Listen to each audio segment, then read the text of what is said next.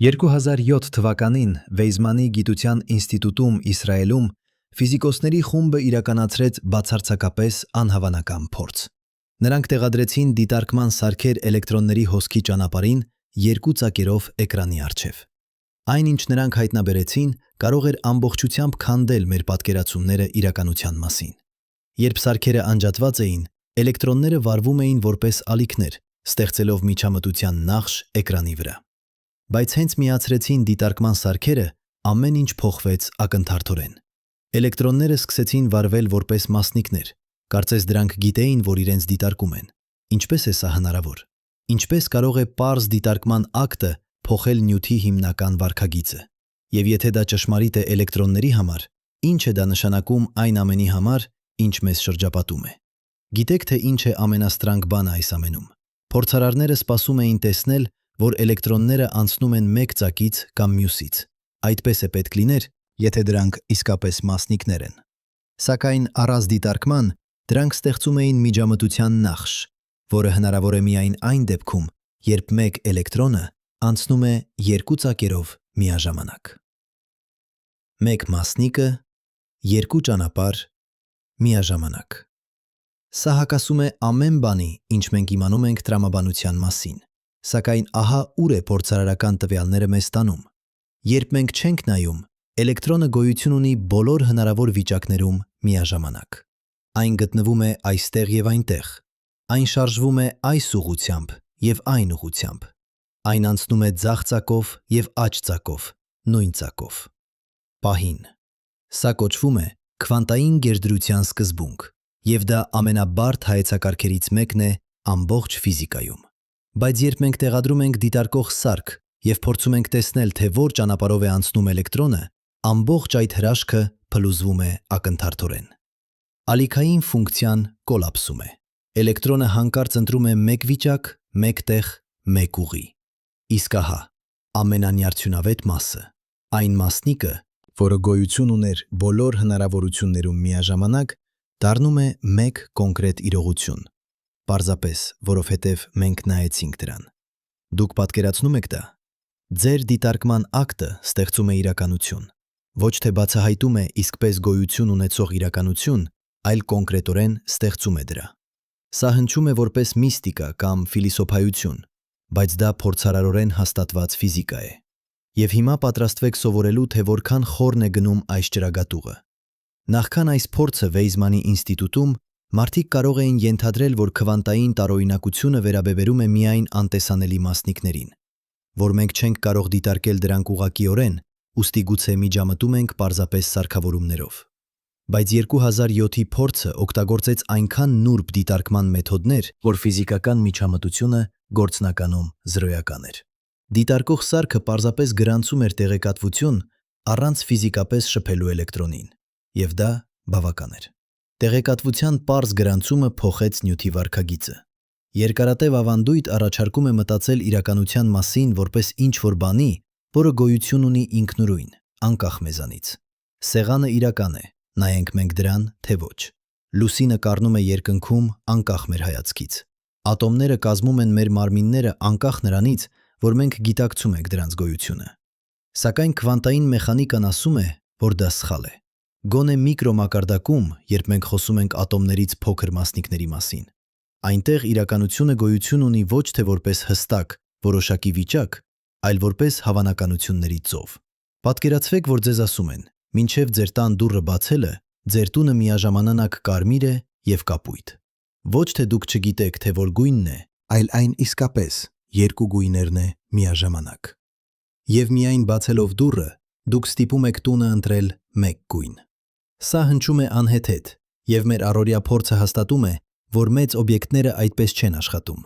Բայց քվանտային մակարդակում, բուն հենքում, ամեն բանի ինչ գոյություն ունի, հենց դա է տեղի ունենում։ Լսեք Ռիչարդ Ֆեյնմանի խոսքերը, մեկին ամենամեծ ֆիզիկոսներից 20-րդ դարում, ով ստացավ Նոբելի մրցանակ հենց քվանտային էլեկտրոդինամիկայի համար։ Նա ասաց. «Կարծում եմ, կարող եմ համարձակորեն ասել, որ ոչ ոք չի հասկանում քվանտային մեխանիկան»։ Դա ասում է մարդը, ով ամբողջ կյանքը նվիրել է այս թեմային եւ արժանացել է ամենաբարձր ճանաչմանը։ Նա շարունակեց. «Եթե կարծում եք, որ հասկանում եք քվանտային մեխանիկան, Ուրեմն չեք հասկանում քվանտային մեխանիկան։ Ինչու՞։ Որովհետև քվանտային աշխարհը աշխատում է ըստ կանոնների, որոնք հիմնովին հակասում են մեր ամենօրյա ինտուիցիային։ Սակայն նախքան խորանալը քվանտային գերդրության խորհրդավոր մեխանիզմերի մեջ, եկեք սկսենք ինչ-որ ծանոթից։ Եկեք սկսենք ձեր սեփական մարմնից։ Դուք նստած եք եւ կարդում այս տեքստը։ Ձեր մարմինը զգում եք որպես ինչ-որ պինդ, իրական, կայուն բան։ Դուք կարող եք հպվել ձեր ձեռքին եւ զգալ դրա պինդությունը։ Դուք կարող եք տեսնել ձեր մաշկը, ձեր մազերը։ Դուք գիտեք, որ կազմված եք բջիջներից։ Մոտ 37 տրիլիոն բջիջ կազմում է ձեր մարմինը։ Յուրաքանչյուր բջիջ պարունակում է ԴՆԹ, որը պահպանում է ձեր կենսաբանական տեղեկատվությունը։ Բայց եկեք շարունակենք։ Յուրաքանչյուր բջիջ կազմված է մոլեկուլներից։ Մոլեկուլները կազմված են ատոմներից։ Ձեր մարմինը պարունակում է մոտ 7 օկտիլիոն ատոմ։ Դա 7-ը 27 զրոներով։ Անհավանական թիվ։ Յուրաքանչյուր ատոմը ածխածին, ջրածին, թթվածին, ազոտ ձևավորված է ավելի փոքր մասնիկներից։ Պրոտոններ եւ նեյտրոններ միջուկում։ Էլեկտրոններ, որոնք պտտվում են դրանց շուրջը, կամ գուցե ոչ պտտվում։ Աստիճանաբար մենք մտնում ենք տարածք, որտեղ առօրյա լեզուն դադարում է աշխատել։ Ահա երկրորդ մակարդակը՝ ատոմի տարածքը։ Եթե մեծացնենք մեկ ատոմը ֆուտբոլի մարզադաշտի չափսերի, միջուկը կլինի դեղձի չափսերի, կենտրոնական կետում։ Էլեկտրոնները կլինեն նույնիսկ ավելի փոքր, կարելի է ասել անտեսանելի կետեր, որոնք տեղակայված են մարզադաշտի եզրերում։ Իսկ ամեն ինչ միջուկի եւ էլեկտրոնների միջև դատարկություն է։ Բացարձակ դատարկություն։ Երբ դուք հպվում եք սեղանին եւ զգում դրա պինդությունը, իրականում դուք զգում եք էլեկտրամագնիսական ուժերը, որոնք վանում են ձեր ատոմների էլեկտրոնները սեղանի ատոմների էլեկտրոններից։ Դուք երբեք իսկապես չեք շոշափում բանը։ Մենք ապրում ենք դատարկության մեջ, պարզապես կազմակերպված այնպես, որ ստեղծի պինդության պատրանք։ Բայց եկեք անցնենք ավելի խորը, քան ատոմը, ավելի խորը, քան պրոտոնները եւ նեյտրոնները։ Քվարկներ, գլյուոններ, էլեկտրոններ, հիմնական մասնիկներ, որոնք չեն բաղկացած ավելի փոքր բաներից, գոնե որքանով մենք գիտենք։ Եվ հենց այստեղ, այս մակարդակում, հիմնական իրականության ամենախորը շերտում, ամեն բան դառնում է տարօրինակ։ Տարօրինակ այնպիսի ձևով, որը մեր միտքը դժվարությամբ է ընդունում։ Քվանտային մակարդակում մասնիկը այլևս չի վարվում որպես փոքր գնդակ կոնկրետ դիրքով եւ արագությամբ։ Դա դառնում է ալիք։ Ոչ թե ֆիզիկական ալիք ինչ-որ մեդիումի մեջ, այլ հավանականության ալիք։ Երևակայական կոնստրուկցիա, որը կոչվում է ալիքային ֆունկցիա, որը նկարագրում է, թե որտեղ կարող է գտնվել մասնիկը։ Բայց մինչև դուք չափում եք, մասնիկը գոյություն չունի որևէ հստակ տեղում։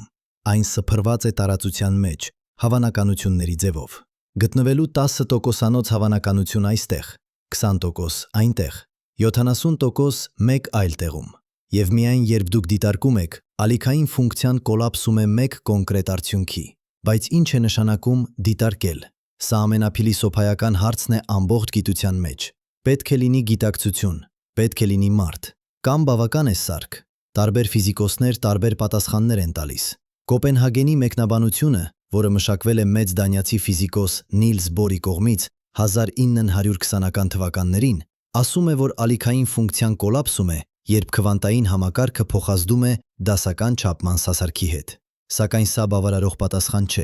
Ինչ է դարձնում սարքը դասական։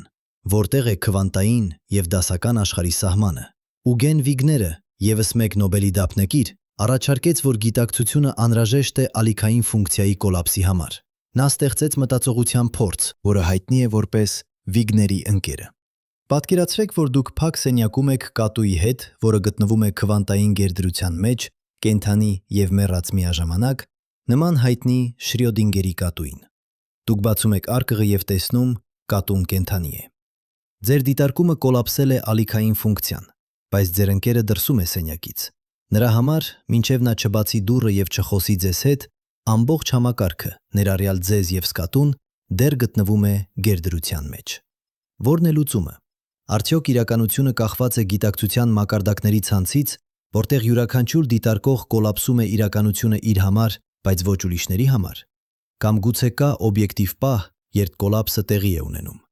Ռոջեր Պենրոուզը, Օքսֆորդի մաթեմատիկական ֆիզիկոս, Առաջարկել է, որ ալիքային ֆունկցիայի կոլապսը տեղի է ունենում, երբ տարբեր գերդրված վիճակների միջև գրավիտացիոն էներգիայի տարբերությունը հասնում է որոշակի շեմի։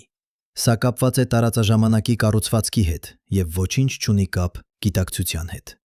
Բայց այստեղ այլ հարց է առաջանում։ Եթե քվանտային մասնիկները գոյություն ունեն գերդրության մեջ, իսկ մենք կազմված ենք քվանտային մասնիկներից, ապա ինչու մենք չենք տեսնում մակրոսկոպիկ օբյեկտներ գերդրության մեջ։ Ինչու սեղանը չի գոյություն ունում երկու տեղերում միաժամանակ։ Պատասխանը կապված է դեկոհերենցիա կոչվող երևույթի հետ։ Երբ քվանտային համակարգը փոխազդում է իր շրջապատի հետ, այն կորցնում է իր քվանտային հատկությունները շատ արագ։ Մեծ օբյեկտները կազմված են մոտավորապես անսահման քանակությամբ ատոմներից, որոնք անընդհատ փոխազդում են միմյանց եւ շրջակա միջավայրի հետ։ Դեկոհերենցիան տեղի է ունենում այնքան արագ, որ գերդրությունը փլուզվում է նույնիսկ 1 միլիարդերորդ վայրկյանից ավելի կարճ ժամանակում։ Սակայն դա չի նշանակում, որ մակրոսկոպիկ գերդրությունը անհնար է։ 2010 թվականին ֆիզիկոսներ Կալիֆոռնիայի համալսարանից Սանտա Բարբարայում ստեղծեցին մեքենական ռեզոնատոր, որը պարունակում էր մոտավորապես 1 տրիլիոն ատոմ, եւ դրեցին այն քվանտային գերդրության մեջ։ Այս օբյեկտը, որը տեսանելի է բերկրած աչքով, միաժամանակ տատանվում էր եւ չէր տատանվում։ Հրապարակումը ծածկագիրն էր Science ամսագրում եւ վաստակեց լայն ճանաչում գիտական համայնքում։ Սա ապացուցեց, որ քվանտային գերդրությունը կարող է գործել նույնիսկ մակրոսկոպիկ մասշտաբում, եթե համակարգը բավականաչափ մեկուսացված է։ Հիմա վերադառնանք երկու ծակերով փորձին։ Դուք հուշում եք, որ ասացինք էլեկտրոնը անցնում է երկու ծակերով միաժամանակ։ Ինչպես սա հնարավոր է։ Պատասխանն այն է, որ էլեկտրոնը գոյություն չունի որպես մասնիկ մինչև չափումը։ Մինչև այդ պահը այն գոյություն ունի որպես հավանականության ալիք, որը սփռված է տարածության մեջ։ Այս ալիքը կարող է անցնել երկու ճեղքերով միաժամանակ, ճիշտ այնպես, ինչպես ջրի ալիքը կարող է անցնել երկու բացվածքներով միաժամանակ։ Երբ երկու ալիքները, որոնք անցել են երկու ծակերով, հանդիպում են էկրանի վրա, դրանք միջամտում են միմյանց հետ։ Որոշ տեղերում դրանք մեծացնում են միմյանց, ստեղծելով վառ գծեր։ Մյուս տեղերում դրանք չեղարկում են միմյանց, ստեղծելով մութ գծեր։ Սա միջամտության նախշն է։ Բայց եթե դուք փորձեք պարզել, թե որ ծակով է անցել էլեկտրոնը, տեղադրելով դիտարկող սարք, այդ պահին էլեկտրոնի ալիքային ֆունկցիան կոլապսում է։ Այն դառնում է մասնիկ, որը անցնում է կամ ձախ ծակով, կամ աջ ծակով, բայց ոչ երկուսով միաժամանակ։ Միջամտության նախշը անհետանում է։ Դուք տեսնում եք միայն երկու գծեր էկրանի վրա, մեկը յուրաքանչյուր ծակի դիմաց։ Ոչ ալիք, ոչ միջամտություն։ Պարզապես մասնիկներ, որոնք հարվածում են էկրանին։ Ահա թե ինչու այս փորձը այդքան խանգարիչ է։ Դա ցույց է տալիս, որ մասնիկները գոյություն չունեն որպես մասնիկներ, մինչև մենք չափում ենք դրանք։ Դրանք գոյություն ունեն որպես հավանականությունների ունների դաշտ, ոչ ավելին։ Եվ դիտարկման ակտը ստեղծում է որոշակի իրականություն դրանցից մեկը։ Սա կոչվում է ալիքային ֆունկցիայի կոլապս, եւ դա մնում է քվանտային մեխանիկայի ամենամեծ խորհուրդներից մեկը։ Մենք կարող ենք հաշվարկել հավանականությունները ճշգրիտ 7/10 տեղերի ճշգրտությամբ։ Քվանտային մեխանիկան ամենաճշգրիտ տեսությունն է, որ մարդկությունը երբևէ ստեղծել է։ Բայց մենք չենք կարող բացատրել, թե ինչու է կատարվում կոլապսը կամ ինչու մենք տեսնում ենք մեկ հատուկ արդյունք բազմաթիվ հնարավորներից։ Յուրի Իգնատովիչ Մանինը, ռուս մաթեմատիկոս, մեկ անգամ ասել է. «Մենք բոլորս համաձայն ենք, որ ձեր տեսությունը խելագար է։ Հարցն այն է, արդյոք այն բավականաչափ խելագար է, որպեսզի լինի ճիշտ»։ Քվանտային մեխանիկան անտեղյակաբար համապատասխանում է այս ստանդարտին։ Այն այնքան խելագար է, որ կարող է լինել ճիշտ։ Եվ փորձարարական տվյալները անընդմեջ հաստատում են դրա կանխատեսումները, անկախ նրանից, թե որքան անհնար են դրանք թվում։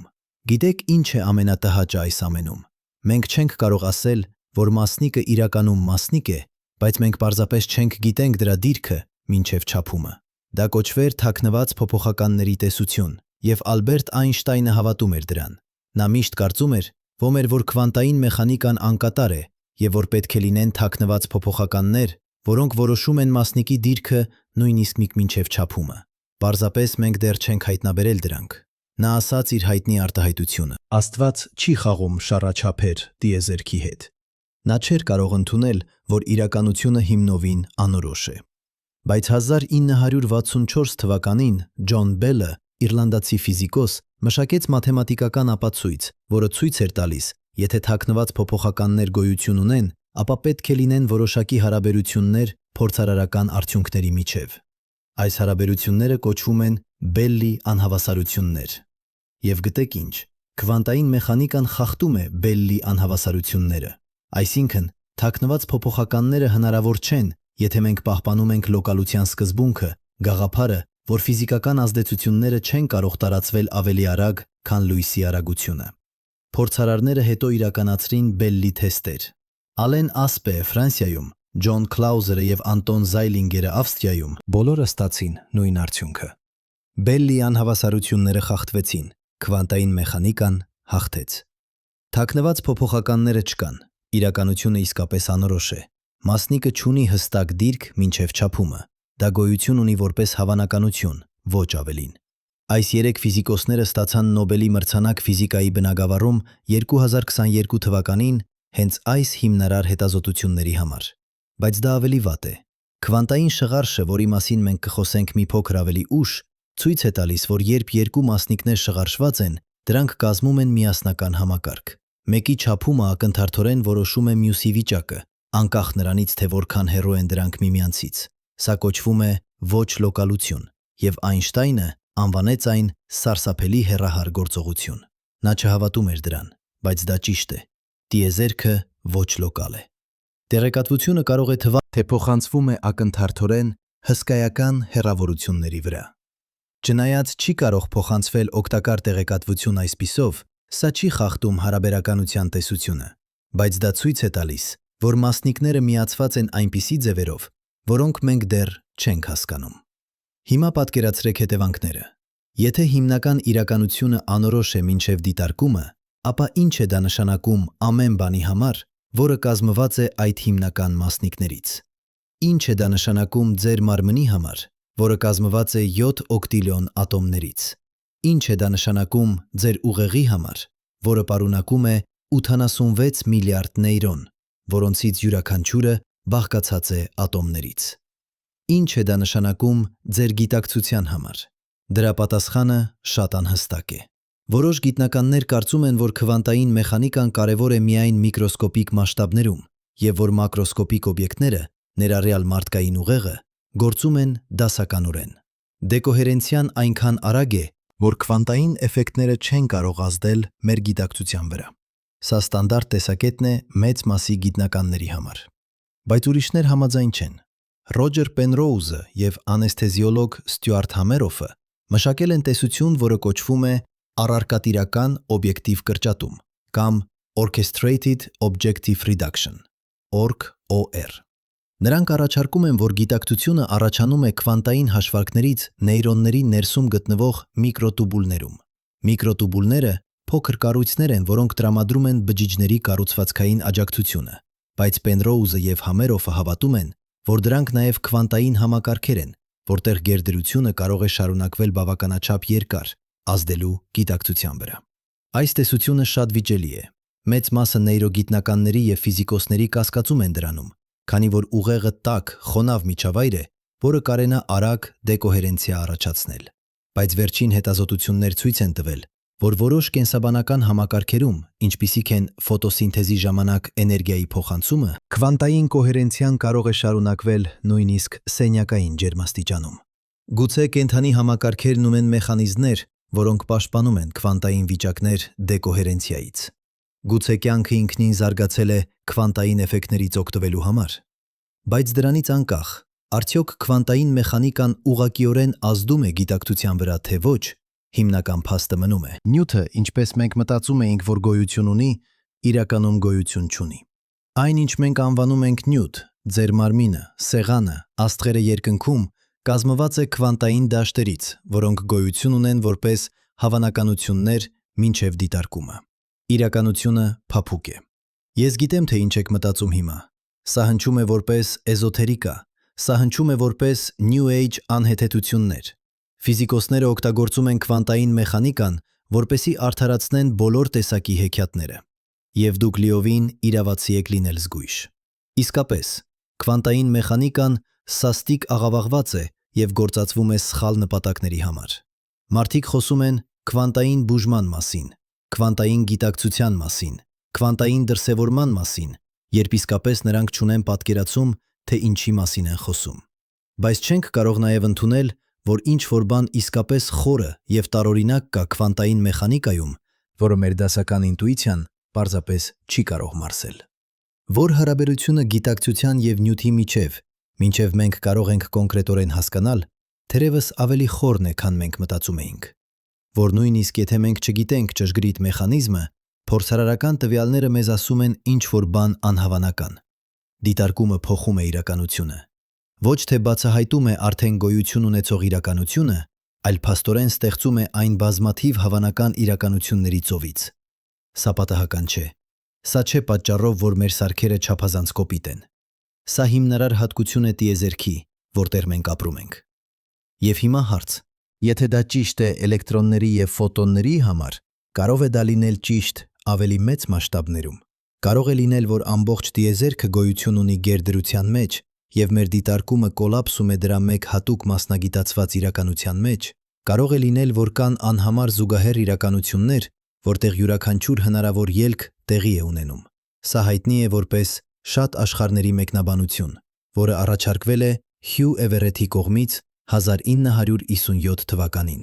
Էվերևսերի մեկնաբանության համաձայն, ալիքային ֆունկցիան երբեք չի կոլապսվում։ Փոխարենը, յուրաքանչյուր չափման ժամանակ տիեզերքը բաժանվում է բազմաթիվ ճյուղերի, որոնցից յուրաքանչյուրում տեղի է ունենում տարբեր արդյունք։ Երբ դուք չափում եք էլեկտրոնի ճախարանը, յուրաքանչյուրում տեղի է ունենում տարբեր արդյունք։ Երբ դուք չափում եք էլեկտրոնի ճախարանը, յուրաքանչյուրում տեղի է ունենում տարբեր արդյունք։ Երբ դուք չափում եք էլեկտրոնի ճախարանը, յուրաքանչյուրում տեղի է ունենում տարբեր արդյունք։ Երբ դուք չափում եք էլեկտրոնի ճախարանը, յուրաքանչյուրում տեղի է ունենում տարբեր արդյունք։ Երբ դուք չափում եք էլեկտրոնի ճախարանը, յուրաքանչյուրում տեղի է ունենում տարբեր արդյունք։ Երբ դուք չափում եք էլեկտրոնի ճախարանը, յուրաքանչյուրում տեղի է ունենում տարբեր արդյունք։ Բայց շատ աշխարհների մեկնաբանությունը լուրջ վերաբերվում է բազմաթիվ ֆիզիկոսների կողմից, ներառյալ Դեյվիդ Դոյչը Օքսֆորդում, որը քվանտային հաշվողության ոլորտի ռահվիրաներից մեկն է։ Դրա համար շատ աշխարհների մեկնաբանությունը ամենապարզ և ամենակտրականը, քանի որ այն չի պահանջում լրացուցիչ ենթադրություններ,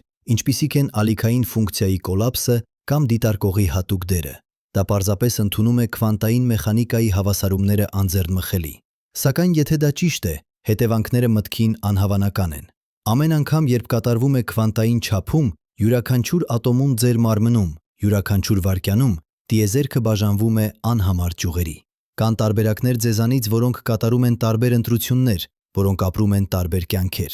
Ամեն ինչ, որ կարող էր տեղի ունենալ, տեղի է ունենում ինչ-որ տեղ։ Ամեն հնարավոր պատմություն իրականանում է։ Սա կարող է լինել ճիշտ։ Արդյոք տիեզերքը իսկապես բազմացնում է ինքն իրեն անվերջանալի,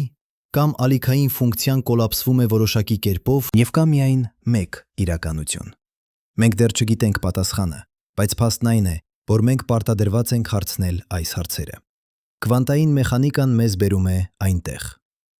Հիմա, երբ մենք տեսանք, թե որքան տարօրինակ է քվանտային աշխարհը, եկեք խոսենք ավելի խորը երևույթի մասին, որը կարող է փոխել ձեր ամբողջ ըմբռնումը իրականության մասին։ Այն կոչվում է քվանտային շղարշ։ Եթե գերդրությունը տարօրինակ է, ապա շղարշը բացարձակապես անհավանական է, սակայն այն գոյություն ունի։ Այն ապացուցված է հազարավոր փորձերով, և այն նշանակում է, որ տիեզերքը միացված է այնպիսի ձևերով, որոնք մեր միտքը չի կարող ընկալել։ Պատկերացրեք, որ ունեք երկերկու մասնիկներ, երկու էլեկտրոններ կամ երկու ֆոտոններ։ Դուք ստեղծում եք դրանք այնպիսի կերպով, որ դրանք շղարշվեն։ Սա կարող է տեղի ունենալ տարբեր ձևերով, բայց ամենապարզ դեպքում, երբ մեկ մասնիկը բաժանվում է երկուսի։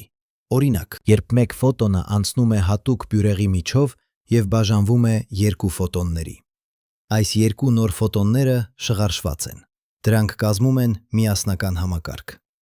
Ահա ուր է սկսվում անհավանականը։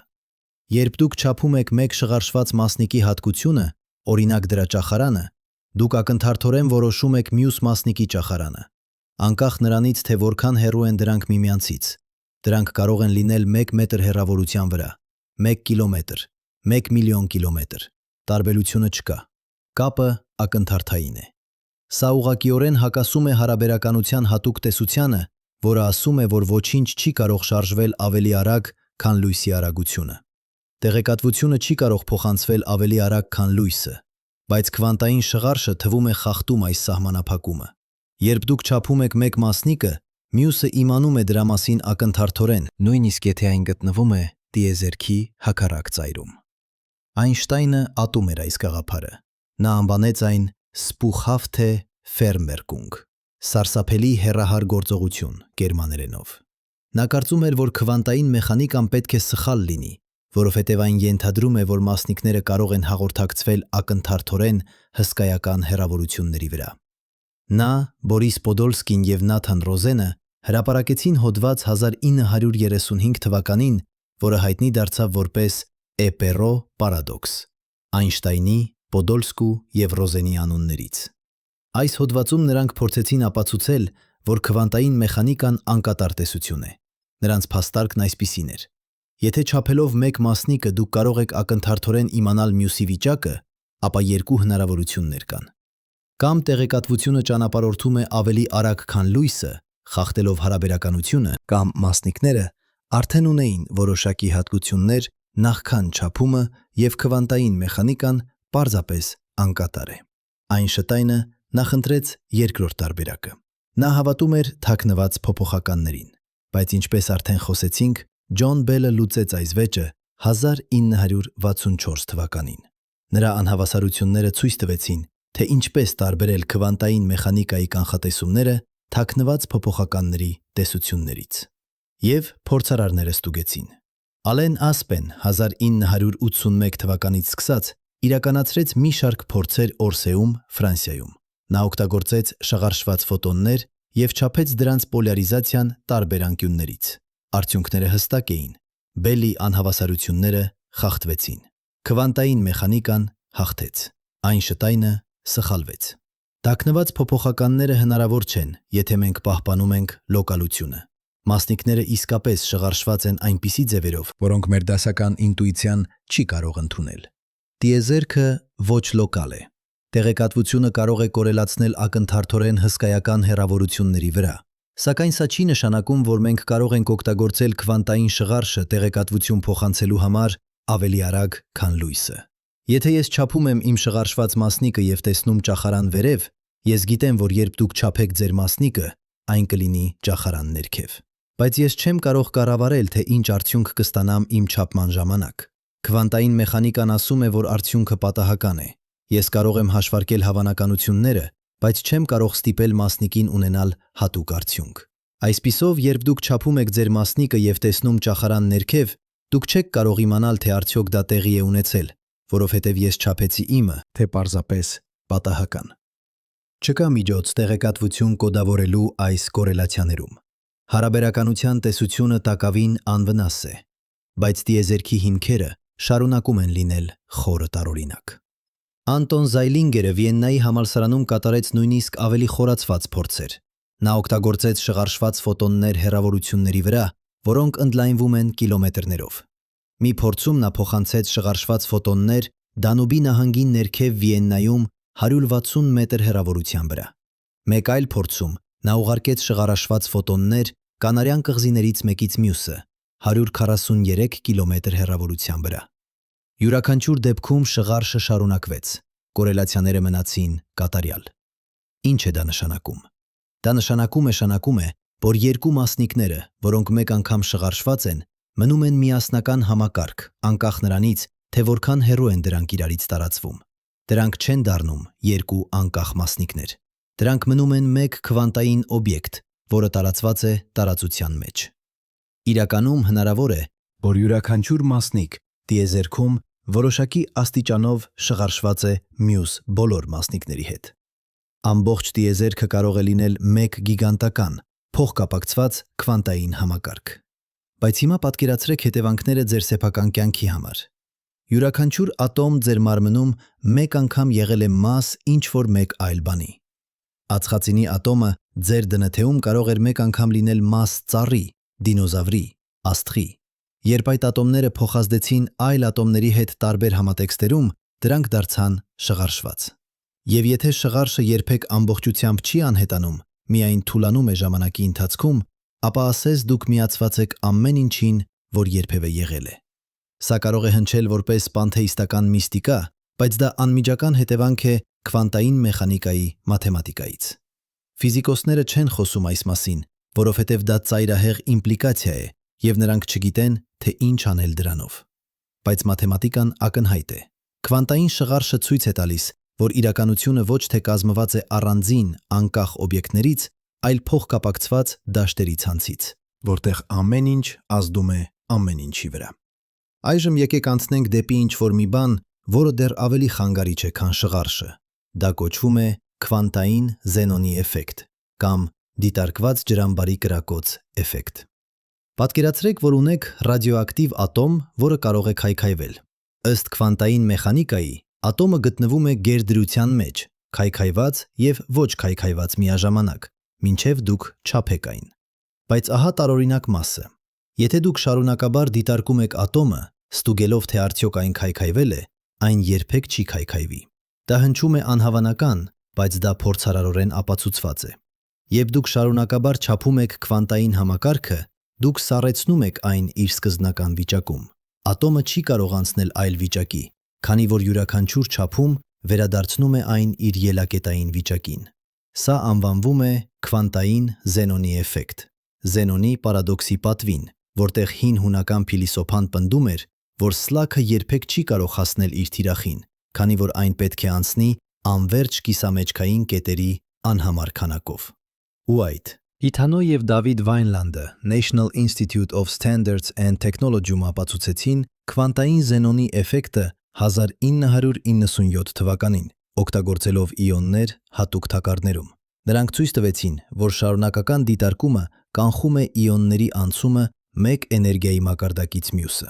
Վայնլանդը հետագայում ստացավ Նոբելի մրցանակ ֆիզիկայի բնագավառում 2012 թվականին, հենց այս եւ նմանատիպ աշխատանքների համար։ Ինչ է դա նշանակում։ Դա նշանակում է, որ դիտարկումը ոչ միայն բացահայտում է իրականությունը, այլ ակտիվորեն է դրա վրա։ Դիտարկելով որոշակի կերպով, դուք կարող եք փոխել, թե ինչ է տեղի ունենում քվանտային համակարգում։ Դուք կարող եք դանդաղեցնել կամ նույնիսկ կանգնեցնել քվանտային գործընթացները, պարզապես դիտարկելով դրանք։ Կարծում եմ, դուք սկսում եք տեսնել նախշը։ Մի քանի անգամ արդեն մենք հանդիպել ենք նույն տարօրինակ փաստին։ Դիտարկումը փոխում է իրականությունը։ Երբ մենք չենք նայում, մասնիկները վարվում են որպես ալիքներ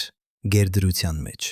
Երբ մենք նայում ենք, դրանք դառնում են մասնիկներ որոշակի դիրքերով։ Երբ մենք չափում ենք շղարշված մասնիկներ, դրանք ակնթարթորեն կորելացնում են միմյանց հետ։ Երբ մենք շարունակաբար դիտարկում ենք քվանտային համակարգ, մենք սառեցնում ենք դրա էվոլյուցիան։ Բոլոր այս երևույթները մատնանշում են մեկ խորը, անհանգստացնող եզրակացության կողմ։ Իրականությունը, ինչպես մենք փորձում ենք դրան, կախված է դիտարկումից։ Դա ոչ թե ֆիզիկական ազդեցություն է մասնիկի վրա, այլ ինչ-որ բան ավելի հիմնարար։ Դա կապված է ինֆորմացիայի հետ, չափման հետ, թերևս նույնիսկ գիտակցության հետ։ Բայց ահա փաստը, որի մասին գիտնականները հազվադեպ են խոսում հանրության հետ։ Մենք չգիտենք, թե ինչ է դիտարկումը իրականում։ Մենք չգիտենք, թե ինչն է սահմանում չափումը։ Մենք չգիտենք, թե ինչու է ալիքային ֆունկցիան կոլապսվում։ Եվ մենք հաստատապես չգիտենք, թե արդյոք գիտակցությունը դեր ունի, թե ոչ։ 2020 թվականին ֆիզիկոսների խումբ Ստոկհոլմի համալսարանից հրապարակեց հոդված, որը փորձում էր պարզել դիտարկման նշանակությունը։ Նրանք ստեղծեցին փորձ, որտեղ քվանտային չափումը կատարվում էր, բայց ոչ մի մարդ չէր դիտարկում արդյունքները մինչև շատ ավելի ուշ։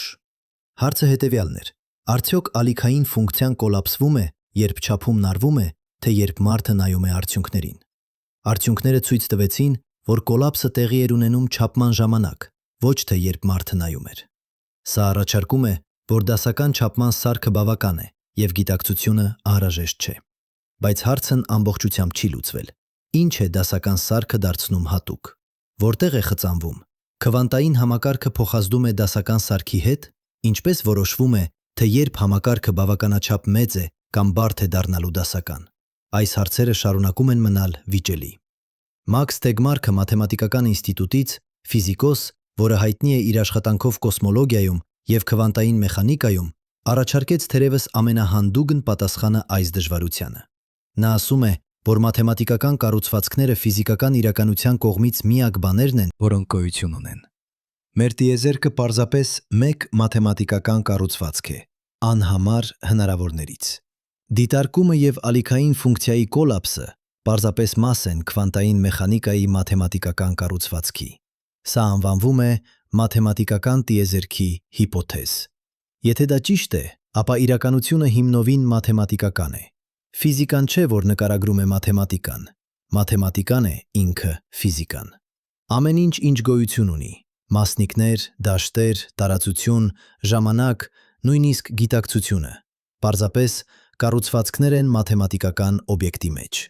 Երբ Տեգմարքին հարցրեցին իր թերթի մասին, նա պատասխանեց անթերի ֆեյնմանական ոճով։ Հարցը ոչ թե այն է, թե արդյոք ես խելագար եմ, ասաց նա, այլ թե արդյոք ես բավականաչափ խելագար եմ, որ լինեմ ճիշտ։ Դուք հավանաբար մտածում եք, որ այս ամենը շատ հեռու է ձեր առօրյա կյանքից, որ քվանտային տարօրինակությունը մնում է միկրոսկոպիկ աշխարհում եւ չի ազդում ձեր աշխարհի վրա։ Բայց դա չէ ճիշտ։ Քվանտային մեխանիկան արդեն խորապես ներառված է ձեր կյանքում։ Յուրաքանչյուր էլեկտրոնային սարք, որը դուք օգտագործում եք, ձեր հեռախոսը, ձեր համակարգիչը, ձեր հեռուստացույցը, աշխատում է քվանտային մեխանիկայի սկզբունքներով։ Տրանզիստորները, որոնք կազմում են ինտեգրալ սխեմաները, աշխատում են քվանտային տունելավորման միջոցով, երևույթ, որտեղ էլեկտրոնները անցնում են պոտենցիալ պատնեշների միջով, որոնք դասական փաստորեն անանցանելի կլինեին։ MRI սկանավորում, որը տեսնում է ձեր մարմնի ներսը, օգտագործում է ատոմային միջուկների քվանտային ճախարանը։ Լազերները, որոնք ընթերցում են CD-ներ, չափում են հեռավորությունները եւ կատարում են վիրահատական գործողություններ, աշխատում են քվանտային գերդրության միջոցով, ստիպելով ֆոտոններին լինել նույն վիճակում։ GPS-ը, որը տարածաձևորեն տեղայնացնում է ձեզ, պետք է հաշվի առնի հարաբերականության էֆեկտները, բայց նաև քվանտային էֆեկտները ատոմային ժամացույցներում, որոնք այնքան ճշգրիտ են։ Եվ քվանտային համակարգիչները գալիս են։ Դրանք չեն աշխատում որպես դասական համակարգիչներ, որտեղ բիթերը կամ 0 են, կամ 1։ Քվանտային համակարգիչները օգտագործում են քյուբիտներ, քվանտային բիթեր, որոնք կարող են լինել 0 եւ 1 միաժամանակ, շնորհիվ գերդրության։ Սա թույլ է տալիս նրանց կատարել որոշակի հաշվարկներ անհավանորեն ավելի արագ, քան դասական համակարգիչները կարող են։ IBM-ը, Google-ը, կողմնորոշումները եւ անգամ չինական ընկերություններ մշակում են քվանտային համակարգիչներ։ 2019 թվականին Google-ը հայտարարեց քվանտային գերազանցության ձեռքբերման մասին։ Դա պահը, երբ քվանտային համակարգիչը կարող է ինչ-որ բան անել, ինչ դասական համակարգիչը չի կարող։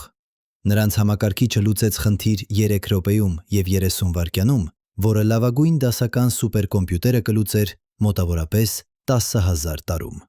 Ճիշտ է, Google-ի պնդումը վիճելի է, եւ IBM-ը փաստարկեց դրան, բայց նշան ակնհայտ է։ Քվանտային համակարգչությունը ոչ թե հեռավոր ապագա չէ, այլ ներկա իրականություն։ Եվ ընդհուպ, երբ այս համակարգիչները դառնան հզոր եւ վստահելի, դրանք հեղափոխություն կանեն ամեն ինչը, ծածկագրությունից մինչև դեղագործություն, կլիմայի մոդելավորումից մինչև արհեստական բանականություն։ Բայց մենք դեռ չենք խոսել ամենատարօրինակ պրակտիկ կիրառության մասին՝ քվանտային մեխանիկայի։ Քվանտային տելեպորտացիա։ Այո, տելեպորտացիա։ Ոչ նման Star Trek-ում, որտեղ մարդիկ ապամանրացվում են մեկ տեղում եւ վերակառուցվում մեկ այլ տեղում, ավելի կոպիտ, բայց դեռ բացարձակապես անհավանական։ Քվանտային տելեպորտացիան թույլ է տալիս փոխանցել քվանտային վիճակը մեկ մասնիկից մյուսը առանց ֆիզիկական շարժելու մասնիկը ինքը եւ առանց ինֆորմացիայի անցնելու տարածության միջով։ Դուք ստանում եք երկու շղաշված մասնիկներ։ Դուք պահում եք մեկը եւ ես պահում եմ մյուսը։ Հետո դուք վերցնում եք երրորդ մասնիկ, այն, որի վիճակը ցանկանում եք տելեպորտացնել։ Դուք կատարում եք հատուկ չափում ձեր երրորդ մասնիկի եւ ձեր շղաշված մասնիկի միջև։ Սա ոչնչացնում է սկզբնական մասնիկի քվանտային վիճակը, բայց տեղեկատվությունը հիմա կոդավորված է իմ մասնիկում, շնորհիվ շղարշի։ Դուք ուղարկում եք ինձ դասական տեղեկատվություն ձեր չափման արդյունքի մասին, եւ ես օգտագործում եմ այդ տեղեկատվությունը վերակայելու սկզբնական քվանտային վիճակը իմ մասնիկում։ Սա տեսականորեն առաջարկվել է 1993 թվականին Չարլզ Բենեթի, Ժիլ Բրասարդի եւ այլոց կողմից։ Սակայն փորձարարորեն ցուցադրվել է առաջին անգամ 1997 թվականին Անտոն Զայլինգերի խմբի կողմից Ինսբրուկում, Ավստրիա։ Նրանք տելեպորտացրին ֆոտոնի քվանտային վիճակը մի քանի մետր հեռավորության վրա։ Ինչ է կամավոր ցույց տալ։ Քվանտային ինֆորմացիան կարող է փոխանցվել ոչ դասական ուղիներով։ Հետագայում հեռավորությունները ավելացան։ 2017 թվականին չինական գիտնականները տելեպորտացրին քվանտային վիճակներ երկրից դեպի արբանյակ ուղեցին վրա, 1400 կիլոմետր բարձրության վրա։ Սա էր ռեկորդային հեռավորություն քվանտային տելեպորտացիայի համար։ Նրանք օգտագործեցին միջուս արբանյակը, որը մասնավորապես նախագծված էր քվանտային հաղորդակցության փորձերի համար։ Ինչու է սա կարևոր։ Որովհետև քվանտային ինչ է կարևոր։ Որովհետև քվանտային ինչ է կարևոր։ Որովհետև քվանտային ինչ է կարևոր։ Որովհետև քվանտային ինչ է կարևոր։ Որովհետև քվանտային ինչ է կարևոր։ Որովհետև քվանտային ինչ է կարևոր։ Որովհետև քվանտային ինչ է կարևոր։ Որովհետև քվանտային ինչ է կարևոր։ Որովհետև քվանտային ինչ է կարևոր։ Որովհետև քվանտային ինչ է կարևոր։ Որտեղ քվանտային ինֆորմացիան կարող է փոխանցվել ապահով կերպով մեծ հեռավորությունների վրա։ Նման ցանցը կլինի պաշտպանված ցանկացած հաքերային փորձից, քանի որ ցանկացած փորձ ընդգրկվող ինֆորմացիան դիտարկելու կթակարդի քվանտային վիճակը և բացահայտի հաքերին։ Այդ է քվանտային ծածկագրության գեղեցկությունը։ Ահա թե որտեղ մենք ենք հիմա։ Քվանտային մեխանիկան ոչ միայն վերացական տեսություն չէ, դա աշխատող տեխնոլոգիա է, որը փոխակերպում է մեր աշխարհը։ Սակայն հիմնական հարցերը դեռ չլուծված մնում են։ Ինչու է գոյություն ունենում գերդրությունը։ Ինչպես է աշխատում ալիքային ֆունկցիայի կոլապսը։ Որն է դիտարկման իրական բնույթը։ Ունի գիտակցությունը դեր այս բոլորում։ Այդ վերջին հարցը խոր է, չափազանց խորն, և նույնիսկ ամենափիլիսոփայական։ Դուք տեսնում եք, որ մի խմբավորում գիտնականներ անմիջականորեն ուսումնասիրում են հնարավոր կապը գիտակցության և քվանտային մեխանիկայի միջև։ Դրանցից մեկն է Դին Ռադինը Institute of Noetic Sciences-ից։ Նա և նրա խումբն իրականացել են փորձեր, որտեղ մարդիկ փորձում են ազդել քվանտային պատահականության գեներատորների վրա մտքի ուժով։ Արդյունքները վիճելի են, և մեծ մասը գիտական համայնքը շատ սկեպտիկ է, ինչպես պետք է լինի։ Բայց մի քանի փորձեր ցույց են տվել մանրագրվող, թերևս նշանակալից էֆեկտներ։ Ռադինի խումբը հրապարակեց հետազոտություններ, որոնք առաջարկում են, որ շատ մարդիկ ուշադրության հրավիրվելով նույն մասնիկի կամ համակարգի ուղղությամբ կարող են փոքր ազդեցություն ունենալ քվանտային պատահական գեներատորի արտադրած թվերի վրա։ Բայց էֆեկտները այնքան մանրագրվածներ են, որ դժվար է բացառել վիճակագրական աղմուկը կամ էլ սխալ փորձարարական նախագծումը։ Կարճ ասած, մենք չգիտենք։ Մենք պարզապես չգիտենք, թե արդյոք գիտակցությունը դեր ունի քվանտային մեխանիկայում։ Քվանտային մեխանիկան կատարյալ աշխատում է առանց գիտակցության հաշվի առման։ Մեր սարքերը չափում են մասնիկներ և գործ է ընկնում կոլապսը։ Սկզբունքորեն գիտակցությունը անհրաժեշտ չէ, բայց թերևս այդ պատճառով է, որ մենք դեռ չենք հասկանում կոլապսը։ Թերևս գիտակցությունը թաքնված փոփոխականն է, որը մենք դեռ չենք նկատել։ Կամ թերևս, ինչպես որոշ ֆիզիկոսներ առաջարկում են, գիտակցությունը հենց հիմնարար է, ինչպես տարածությունը կամ ժամանակը։ Թերևս գիտակցությունը ոչ թե ստեղծվում է ուղեղի նեյրոնների կողմից, այլ դաշտ է, որը թափանցիկ է ամբողջ տիեզերքում և ուղեղը պարզապես ստանում է կամ ֆիլտրում է այն։ Սա այնքան կարմիր է փիլիսոփայությունից ավելի քան ֆիզիկան, բայց դա գաղափար է, որ պաշտպանվել է մի քանի համարժեք գիտնականների կողմից, ներառյալ Դեյվիդ Բոմը և իհարկե Պենրոուզը։ Բայց հիմա պատկերացրեք ինչ-որ բան ավելի անհավանական, ավելի խորը, քան գերդրությունը, ավելի տարօրինակ, քան շղարշը։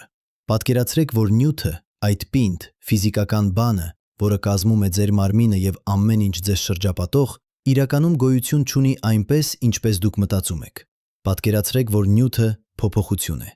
անկայուն, անհետացող, և միակ բանը, որ կարող է հստակեցնել այն, դիտարկումն է։ 2012 թվականին ֆիզիկոսների խումբ Ռոչեսթերի համալսարանից Նյու Յորքում հրապարակեց ուսումնասիրություն Nature Physics ամսագրում, որը ցույց էր տալիս ինչ-որ բան անհավանական։ Նրանք ցույց տվեցին, որ քվանտային գերդրությունը կարող է շարունակվել ավելի երկար, քան ցանկացած ակնկալում էր։ Նրանք ստեղծեցին համակարգ, որտեղ էլեկտրոնների ճախարանները պահպանում էին քվանտային կոհերենցիա, նույնիսկ շրջակա միջավայրի աղմուկի ներկայությամբ։ Դա կարծես հակադարձել էր դեկոհերենցիայի անխուսափելիությանը։ Ինչպես։ Նրանք օգտագործեցին երևույթ, որը կոչվում է քվանտային Զենոնի էֆեկտի գեղեցիկ հակասությունը։ Շարունակաբար զննելով համակարգը հատուկ եղանակով, ոչ թե կոլապսելով այն, այլ նուրբ եղանակով փոխազդելով դրա հետ, նրանք կարողացան երկարացնել կոհերենցիայի ժամանակը ներշնչող գործոնով։ Սա նշանակում է, որ քվանտային էֆեկտները կարող են գործել նույնիսկ աղմկոտ, տաք միջավայրերում, եթե պայմանները ճիշտ են։ Իսկ ահա, որտեղից սկսվում է իսկապես հետաքրքիր մասը։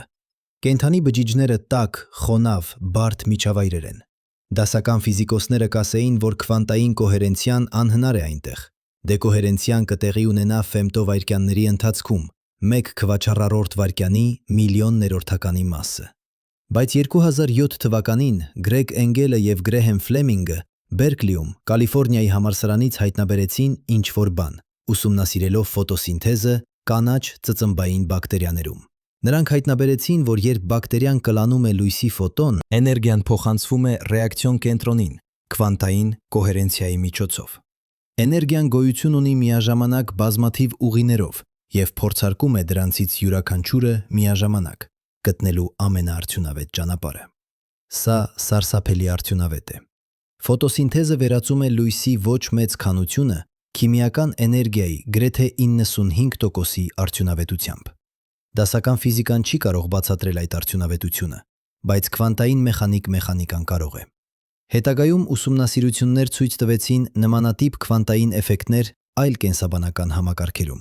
Թռչունների նավիգացիան, կարծես թռչունները օգտագործում են քվանտային շղարշը իրենց աչքերում, զգալու երկրի մագնիսական դաշտը։ Ֆերմենտների գործունեությունը, որոշ ֆերմենտներ օգտագործում են քվանտային տունելավորումը արագացնելու քիմիական ռեակցիաները։ Նույնիսկ դնաթեի մուտացիաները, որոշ մուտացիաներ կարող են լինել քվանտային տունելավորման արդյունք, որտեղ պրոտոնը ցատկում է մեկ դիրքից մյուսը առանց անցնելու միջև եղած տարածությունը։ Ինչ է սա նշանակում։ Դա նշանակում է, որ կյանքը ինքնին կարող է օգտագործել քվանտային մեխանիկան, որ էվոլյուցիան հայտնաբերել է ձևեր շահագործելու քվանտային տարօրինակությունները կենսաբանական օգուտի համար, որ ձեր մարմինը այս պահին օգտագործում է քվանտային գերդրությունը և շղարշը ֆունկցիոնալ նպատակների համար։ Դուք քվանտային մեխանիկական մեքենա եք։ Բայց եթե դա ճիշտ է, ապա ինչ է գիտակցության մասին։ Կարող է լինել, որ ուղեղը օգտագործում է քվանտային հաշվողականություն գիտակցություն ստեղծելու համար։ Պենրոուզը և Համերոֆը կարկարծում են, որ այո, նրանց OR տեսությունը առաջարկում է, որ միկրոտուբուլները նեյրոնների ներսում քվանտային համակարգեր են, որտեղ գերդրությունը կարող է շարունակվել բավականաչափ երկար, ազդելու ուղեղի գործունեության վրա։ Երբ գերդրությունը կոլապսվում է, ըստ Պենրոուզի օբյեկտիվ կրճատման սխեմայի, սա ստեղծում է գիտակցության պահ։ Մեծ մասը նեյրոգիտնականների մերժում են այս տեսությունը։ Նրանք ասում են, որ ուղեղը չափազանց տաք և խոնավ է քվանտային կոհերենցիայի համար, որ միկրոտուբուլները չափազանց մեծ են և բարդ, պահպանելու քվանտային վիճակներ, որ կան ավելի պարզ բացատրություններ գիտակցության համար, հիմնված դասական նեյրոգիտության վրա, և նրանք կարող են լինել ճիշտ։ Մենք պարզապես չգիտենք դեռ։ Բայց ահա փաստը, որը հազվադեպ է քննարկվում։ Մենք իսկապես չգիտենք, թե ինչպես է գիտակցությունը առաջանում նեյրոնների ակտիվությունից։ Մենք գիտենք, որ որոշակի ուղեղի շրջաններ ակտիվանում են, և դուք մտածում եք որոշակի բաներ։ Մենք գիտենք, որ որոշակի ուղեղի շրջաններ ակտիվանում են, և դուք մտածում եք որոշակի բաներ։ Մենք գիտենք, որ որոշակի ուղեղի շրջաններ ակտիվանում են, երբ դուք մտածում եք որոշակի բաներ։ Մենք գիտենք, որ որոշակի ուղեղի շրջաններ ակտիվանում են, երբ դուք մտածում եք որոշակի բաներ։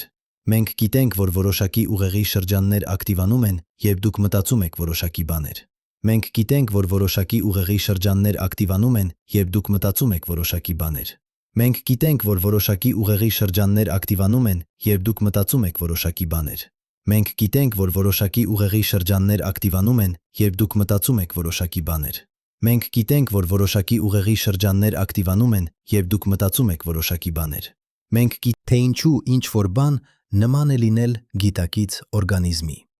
Մենք կարող ենք ամբողջությամբ հասկանալ ուղեղի գործառնությունը, ինչպես են նեյրոնները կրակում, ինչպես են սինապսները փոխանցում սիգնալներ, ինչպես է տեղեկատվությունը ինտեգրվում տարբեր շրջաններում։ Բայց սա ամենը կլինի պատասխան հեշտ խնդիրներին։ Դժվար խնդիրը մնում է անպատասխան։ Կամ թերևս, ինչպես որոշ ֆիլիսոփաներ և ֆիզիկոսներ առաջարկում են, Գիտակցությունը հիմնարար է։ Ոչ թե ինչ-որ բան, որը ստեղծվում է կոմպլեքս համակարգերի կողմից, այլ ինչ-որ բան, որը միշտ եղել է տիեզերքում։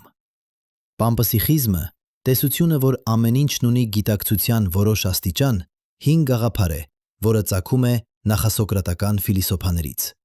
Բայց դա վերստին հայտնվում է ժամանակակից քննարկումներում քվանտային մեխանիկայի շրջանակներում։ Եթե գիտակցությունը հիմնարար է, ապա յուրաքանչյուր էլեկտրոն, յուրաքանչյուր քվարք, յուրաքանչյուր ֆոտոն ունի գիտակցության փոքրիկ կտոր։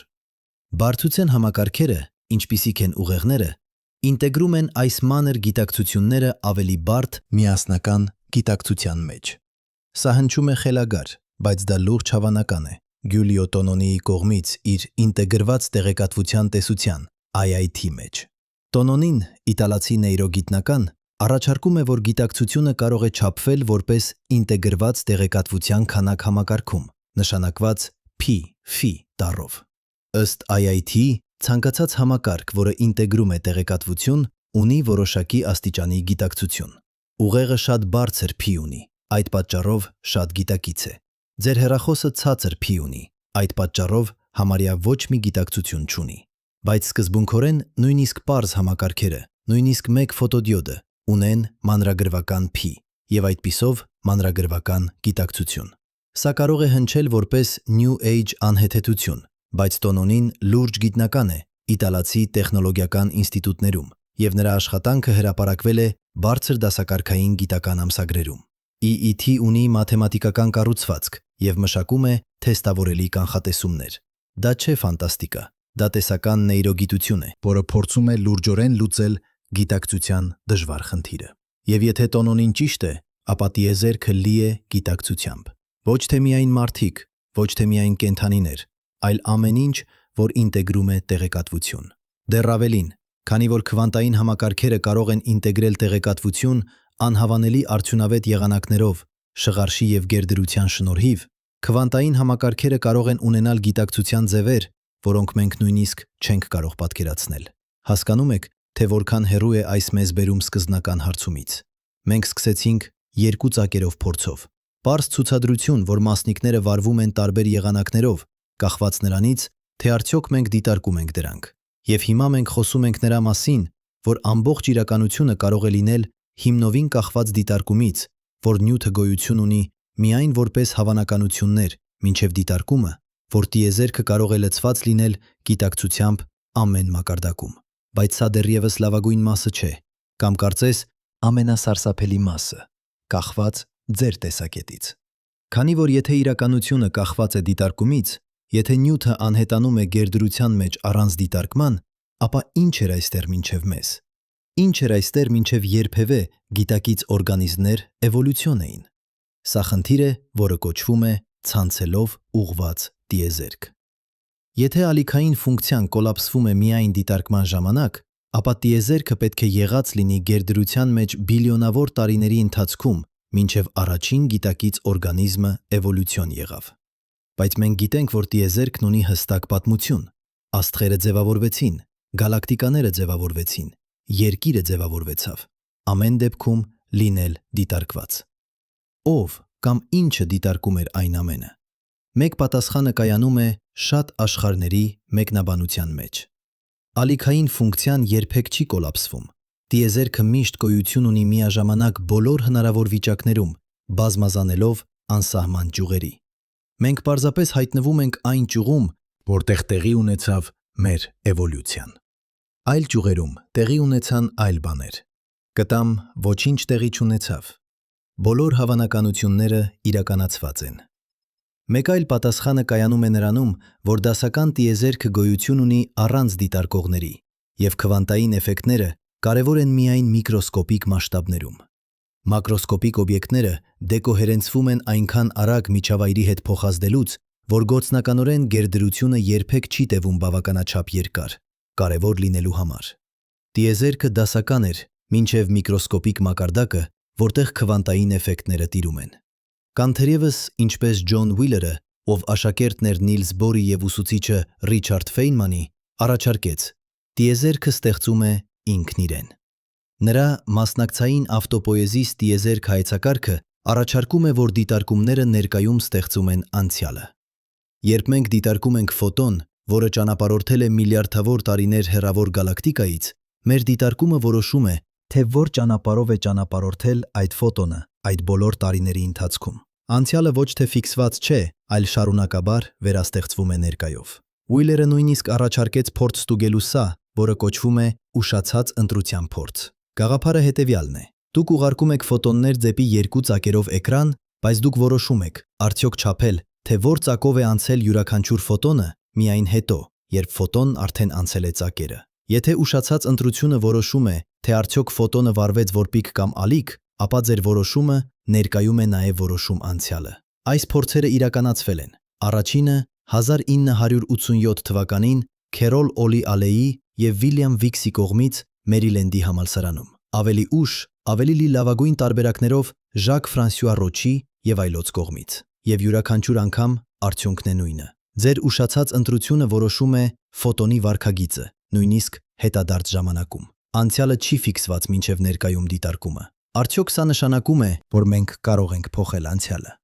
Ոչ այնպես, ինչպես science fiction-ում։ Մենք չենք կարող վերադառնալ և կանխել Երկրորդ համաշխարհային պատերազմը կամ փրկել դինոզավրներին, բայց մենք կարող ենք սկզբունքորեն որոշել, թե անցյալի որ տարբերակը իրականացվում է, երբ մենք չափում ենք համակարգեր, որոնք գոյություն ունեին գերդրության մեջ։ Եթե ֆոտոնը գերդրության մեջ էր անցնելով երկու ծակերը, ապա այն գոյություն ուներ երկուսով միաժամանակ, մինչև մենք չափեցինք։ Երբ մենք չափեցինք, մենք ստեղծեցինք անցյալի մեկ տարբերակը։ Հիմա պատկերացրեք, որ սա կիրառվում է ամբողջ տիեզերքին։ Ստեփան Հոքինգը և Թոմաս Հերթոգը մշակեցին top-down կոսմոլոգիա տեսություն, որը առաջարկում է, որ տիեզերքը չունի եզակի պատմություն։ Փոխարենը, տիեզերքն ունի բոլոր հնարավոր պատմություններ միաժամանակ գերդրության մեջ։ Երբ մենք դիտարկում ենք տիեզերքը հիմա, մեր դիտարկումները ընտրում են, թե որ պատմությունն է դառնում իրական։ Անցյալը ստեղծվում է կուռ կերպով ներկայով։ Սա կոչվում է ուիլերյան ուշացած ընտրության կոսմոլոգիա։ Եթե դա ճիշտ է, ապա տիեզերքի պատմությունը չէր գոյություն ունեցել որոշակի եղանակով, մինչև գիտակից օրգանիզմները էվոլյուցիոն եղան և սկսեցին դիտարկել։ Մեր դիտարկումները հիմա ստեղծում են մեծ պայթյունը, աստղերի ձևավորումը, գալակտիկաների էվոլյուցիան, երկրի ծագումը, ամեն ինչ հետադարձ ժամանակում։ Արդյոք սա նշանակում է, որ մենք ստեղծեցինք տիեզերքը։ Տեսակի։ Եթե տիեզերքը պահանջում է դիտարկողներ իր պատմությունը որոշելու համար, և եթե մենք այդ դիտարկողներն ենք, ապա մի իմաստով մենք ստեղծում ենք տիեզերքը, նույն չափով, ինչ տիեզերքը ստեղծում է մեզ։ Սա աննախադեպ շրջանավոր է, պատճառականության շղթա, որը կցվում է սեփական պոչին։ Իհարկե, այս ամենը 99%-ով կասկածելի է։ Բարձր կանխատեսական, վիճելի և մեծ մասը ֆիզիկոսները կասկածում են դրա մեջ։ Բայց փաստն այն է, որ մենք պարտված ենք այդ տեսակի հարցերին պատասխանելու, քանի որ քվանտային մեխանիկան բերում է մեզ այնտեղ։ Փորձարարական տվյալները հիմնովին տարօրինակ են, և բացատրությունները, որոնք մենք առաջարկում ենք, ենթադրյալ կերպով տարօրինակ են։ Բայց ահա թե ինչ մենք գիտենք վստահությամբ։ Նյութը, ինչպես դասական ֆիզիկան նկարագրում էր, պինդ, որոշակի, անկախ դիտարկողից գոյություն չունի։ Հիմնական մակարդակում նյութը հավանականության ալիք է։ Մասնիկները գոյություն ունեն բոլոր հնարավոր վիճակներում միաժամանակ, մինչև դիտարկումը։ Դիտարկումը փոխում է նյութի վարքագիծը։ Իրականությունը ճկուն է, անորոշ, փոխկապակցված այնպիսի ձևերով, որոնք մեր ինտուիցիան չի կարող հասկանալ։ Եվ ահա խորհրդածությունը։ Եթե նյութը անհետանում է գերդրության մեջ առանց դիտարկման, ապա ինչ է կայուն, ինչն է իրական, ինչը կարող ենք մենք վստահել մեր փորձառության մասին, եթե հիմնական իրականությունը այնքան էֆեմեր է։ Թերևս պատասխանը կայանում է ոչ թե նյութում, այլ տեղեկատվությունում։ Ավելի ու ավելի շատ ֆիզիկոսներ սկսում են մտածել իրականության մասին ոչ թե որպես նյութ և էներգիա, այլ որպես տեղեկատվություն։ Քվանտային մեխանիկան իրականում տեսություն է տեղեկատվության փոխանցման և մշակման մասին։ Բիթերը և քյուբիթերը, շղաշված վիճակները, որոնք կոդավորում են կորելացիաներ, չափումները, որոնք արտահանում են տեղեկատվություն համակարգերից։ Ջոն Ուիլերը, որը մտածեց խորապես այս հարցերի մասին իր կյանքի վերջում, սինթեզեց այն մեկ արտահայտությամբ. It from bit։ Ամեն իդ, յուրաքանչյուր մասնիկ, յուրաքանչյուր էներգիայի դաշտ, նույնիսկ տարածաժամանակային շարունակականությունը ինքնին, հենց իր գոյությունը եւ գործառնությունը բխեցում է հենց ոչ նյութական աղբյուրից եւ բացատրումից, բիթերից, այսինքն բինար ընտրություններից, այո, ոչ տրամաբանությունից։ Այն, ինչ մենք անվանում ենք իրականություն, առաջանում է տեղեկատվությունից։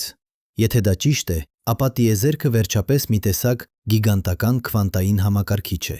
Ոչ թե համակարգիչ, որը ծրագրավորված է որևէ մեկի կողմից, այլ համակարգիչ, որը հաշվարկում է իրեն յուրաքանչյուր փոխազդեցությունը, յուրաքանչյուր չափումը, յուրաքանչյուր դիտարկումը։ Մենք մասնակցիքներ ենք այս հաշվարկման մեջ։ Մեր դիտարկումները տեղեկատվություն են, որը հոսում է համակարգում, ձևավորում է իրականությունը նույն չափով, որքան իրականությունը ձևավորում է մեզ։ Բայց հիմա եկեք խոսենք ինչ-որ բանի մասին, որը գրեթե ոչ ոք չի քննարկում հանրայնորեն։ Եկեք խոսենք այն մասին, թե ինչ գիտնականները չեն գիտում։ Եկեք խոսենք ձախողված փորձերի, հակասական տվյալների եւ թաքնված խնդիրների մասին, որոնք կարող են շարժել ամբողջ դաշտը։ 2017 թվականին ֆիզիկոսների խումբ Գեներավի համալսարանից փորձեց կրկնօրինակել Ալեն Ասպեի Բելլի անհավասարությունների խախտման փորձերը, օգտագործելով ավելի ճշգրիտ սարքավորում եւ ավելի խիստ պայմաններ։ Նպատակն էր փակել բոլոր հնարավոր ծակերը, ցանկացած այլընտրանքային բացատրություն, որը կարող էր տեղի ունենալ։ Նրանք օգտագործեցին ազատ կամքի պատահականություն, որոշելու թե երբ եւ ինչպես չափել մասնիկները։ Նրանք անջատեցին դետեկտորները միմյանցից այնքան հեռու, որ լույսի արագությամբ ոչ մի ազդանշան չէր կարող անցնել դրանց միջև չափումների ընթացքում։ Արդյունքները հաստատեցին Ասպեի ստացածը։ Բելլի անհավասարությունները խախտվեցին։ Քվանտային շղարշը իրական է։ Բայց կար մի տարօրինակ մանրամասնություն, որի մասին նրանք հազվադեպ խոսեցին հանրային հրապարակումներում։ Երբ նրանք վերլուծեցին տվյալները ավելի մանրամասն, նրանք հայտնաբերեցին փոքր, բայց վիճակագրորեն նշանակալից անհամապատասխություններ քվանտային մեխանիկայի կանխատեսումների հետ։ Անհամապատասխություններն այնքան փոքր էին, որ կարող էին լինել փորձարարական աղմուկ, բայց նրանք նաև կարող էին լինել ինչ-որ բան ավելին։ Հայտնագործման թիմը հրապարակեց իրենց արդյունքները, նշելով այս անհամապատասխություններն որպես անհայտ համակարգային սխալներ։ Նրանք ասացին, որ ավելի շատ աշխատանք է պահանջվում, բայց դրանից հետո լռություն։ Ոչ մի հետագա հոդված, ոչ մի կրկնակման փորձ մյուս լաբորատորիաներից։ Ինչու՞։ Թերևս որովհետև անհամապատասխություններն այնքան փոքր էին, որ ոչ ոք չէր կարծում, որ արժե հետապնդել։ Թերևս որովհետև ֆինանսավորումն անցավ այլ նախագծերի։ Կամ թերևս որովհետև արդյունքները չափազանց անհարմար էին։ Ահա մեկ այլ օրինակ։ 1999 թվականին Ռայմոնդ Շաու եւ Հենրի Պու Պրինսթոնի համալսարանից հրապարակեցին հոդված, որը պնդում էր ցույց տալ, որ մարդկային գիտակցությունը կարող է ազդել քվանտային պատահական թվերի գեներատորների վրա։ Նրանք հավաքեցին տվյալներ բազմաթիվ փորձարկումներից, որոնք ներառում էին հազարավոր մարդկանց։ Վիճակագրական վերլուծությունը ցույց տվեց փոքր, բայց նշանակալից էֆեկտ։ Երբ մարդիկ կենտրոնանում էին գեներատորի վրա, թվերի բաշխումը փոքրինչ շեղվում էր պատահականությունից։ Գիտական համայնքի ռեակցիան սառ էր։ Մեծամասնությունը մերժեց հետազոտությունը որպես պարզ վիճակագրական աղմուկ կամ փորձարարական թերություններ։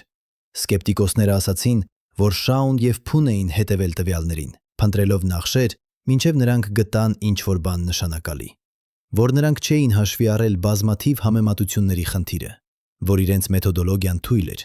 բայց Շաուն եւ Փուն չեն եղել միակները։ Տասնամյակների ընթացքում տասնյակ այլ հետազոտողներ իրականացրել են նմանատիպ փորձեր։ Դին Ռադինը, Դիգ Բիերմանը, Հելմուտ Շմիդտը եւ այլք։ Մի քանիսը հայտնաբերել են փոքր էֆեկտներ, մյուսները ոչինչ չեն հայտնաբերել։ Մետավերլուծությունները, վերլուծություններ, որոնք միավորում են բազմաթիվ ուսումնասիրությունների արդյունքները, ցույց են տվել միահամուռ փոքր էֆեկտ, բայց այնքան փոքր, որ կարող էր հեշտությամբ բացատրվել հրապարակման բիասով։ Դրական արդյունքները ավելի հավանական է հրապարակվեն, քան բացասականները։ Իրականությունն այն է, որ մենք չգիտենք։ Մենք չգիտենք, թե արդյոք մարդկային գիտակցությունը կարող է ազդել քվանտային համակարգերի վրա։ Փորձարարական տվյալները շփոթեցնող են եւ վիճելի են։ Գիտական համայնքի մեծամասնությունը չի հավատում դրան, եւ նրանք վաստակել են իրենց սկեպտիցիզմը, քանի որ նմանատիպ պնդումներ անցյալում սովորաբար եղել են սխալ։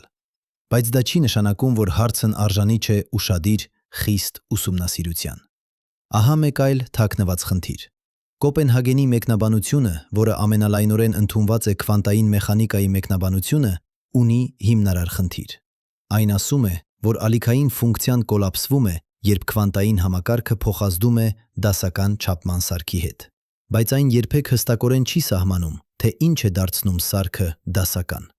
Որտեղ է անցումը քվանտայինից դասական։ Որքան մեծ պետք է լինի համակարգը, քանի մասնիկ պետք է պարունակի։ Սա կոչվում է քվանտային չափման խնդիր, եւ դա մնում է չլուծված ավելի քան 90 տարի քվանտային մեխանիկայի ստեղծումից հետո։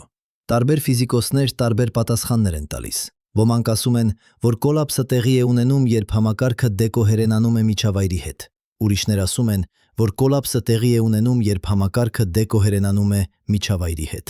Ուրիշներ ասում են, որ կոլապսը տեղի է ունենում, երբ համակարգը դեկոհերենանում է միջավայրի հետ։ Ուրիշներ ասում են, որ կոլապսը տեղի է ունենում, երբ համակարգը դեկոհերենանում է միջավայրի հետ։ Ուրիշներ ասում են, որ կոլապսը տեղի է ունենում, երբ համակարգը դեկոհերենանում է միջավայրի հետ։ Ուրիշներ ասում են, որ կոլապսը տեղի է ունենում, երբ համակարգը դեկոհերենանում է միջավայրի հետ։ Ուրիշներ ասում են, որ կոլապսը տեղի է ունենում, երբ համակարգը դեկոհերենանում է միջավայրի հետ։ Ուրիշներ ասում են, որ կոլապսը տեղի է ունենում, երբ համակարգը դեկոհերենանում է միջավայրի հետ։ Ուրիշներ ասում են, որ կոլապսը տեղի է ունենում, երբ համակարգը դեկոհերենանում է միջավայրի հետ։ Ուրիշներ ասում են, որ կոլապսը տեղի է ունենում, երբ համակարգը դեկոհերենանում է միջավայրի հետ։ Ուրիշներ ասում են, որ կոլապսը տեղի է ունենում, երբ համակարգը դեկոհերենանում է միջավայրի հետ։ Ուրիշներ ասում են, որ կոլապսը տեղի է ունենում, երբ համակարգը դեկոհերենանում է, որ Հաբլի հաստատունը մոտավորապես 67 կմ/վայրկյանում մեգապարսեկի համար, բայց տեղական չափումները, օգտագործելով սուպերնովաներ եւ ցեֆեիդ փոփոխական աստղեր, տալիս են արժեք մոտ 74 կմ/վայրկյանում մեգապարսեկի համար։ Դա մեծ անհամապատասխություն է, շատ ավելի մեծ, քան փորձարարական անորոշությունները։ Ինչ որ մեկը սխալվում է, կամ թերևս երկուսն էլ ճիշտ են, եւ մենք բացակայում է ինչ որ բան հիմնարար մեր տիեզերքի հասկացողության մեջ։ Ադամ Ռիսը, ով ստացավ Նոբելի մրցանակ, հայտնաբերելով, որ տիեզերքի ընդլայնումը արագանում է, անվանել է սա Հաբլի լարվածություն, եւ այն մնում է չլուծված։ Կամ վերցրեք քվանտային գրավիտացիայի խնդիրը։ Մենք ունենք քվանտային մեխանիկա, որը գերազանց նկարագրում է 3 հիմնական ուժերը՝ էլեկտրամագնիսական, ոչինչ թույլ, միջուկային եւ ուժեր միջուկային։ Մենք ունենք ընդհանուր հարաբերականության տեսություն, որը գերազանց նկարագրում է գրավիտացիան, բայց երկու տեսությունները անհամատեղելի են միմյանց հետ։ Եթե փորձենք միավորել դրանք, մենք ստանում ենք անսահման արդյունքներ մաթեմատիկայում, որոնք ոչ մի իմաստ չունեն ֆիզիկորեն։ Տասնամյակներ շարունակ ֆիզիկոսներն աշխատել են այս խնդրի վրա։ Լարային տեսությունը, օղակային քվանտային գրավիտացիան, կաուզալ դինամիկական եռանկյունավորումը եւ տասնյակ այլ մոտեցումներ։ Յուրաքանչյուրը խոստացել է լինել քվանտային գրավիտացիայի տեսությունը, բայց ոչ մեկը դեռևս չի տվել հստակ, թեստավորելի կանխատեսումներ, որոնք կարող են հաստատվել կամ մերժվել փորձարարորեն։ Ինչու են գիտնականները ոչ մի անգամ չխոսում բարձրաձայն այս բոլոր բաների մասին հանրության առաջ։ Մասամբ որովհետև նրանք չեն ցանկանում ստեղծել մոլորություն։ Հանրությունը հակված է շփոթվել անորոշության եւ կասկածի միջև։ Մենք չգիտենք դեռ, չի նշանակում գիտությունը սխալ է կամ ամեն ինչ հնարավոր է։ Դա պարզապես նշանակում է, որ մենք դեռ աշխատում ենք դրա վրա։ Բայց մեկ այլ պատճառ կա՝ գիտական մրցակցությունը։ Եթե դուք հրապարակայից ասեք, որ ձեր փորձն ունի խնդիրներ կամ ձեր տեսությունը անորոշություններ, ձեր մրցակիցները կօգտագործեն այդ դեմ ձեզ։ Ձեր ֆինանսավորումը կարող է կտրվել, ձեր համբավը կարող է տուժել։ Այսպիսով, գիտնականները սովորել են պահպանել ծածկագրի ներքո իրենց կասկածները եւ անորոշությունները, մինչև դրանք վերջնականորեն լուծվեն, բայց սա կարող է վնասակար լինել գիտության առաջընթացին։ Երբ մենք չենք բաց քննարկում խնդիրները, մենք կորցնում ենք հնարավորություններ համագործակցության եւ նոր գաղափարների համար։ Երբ մենք ցույց ենք տալիս միայն հաջողությունները եւ թաքցնում ենք ձախողումները, մենք ստեղծում ենք կեղծ պատկեր գիտության մասին որպես կատարյալ անսխալ ձեռնարկություն։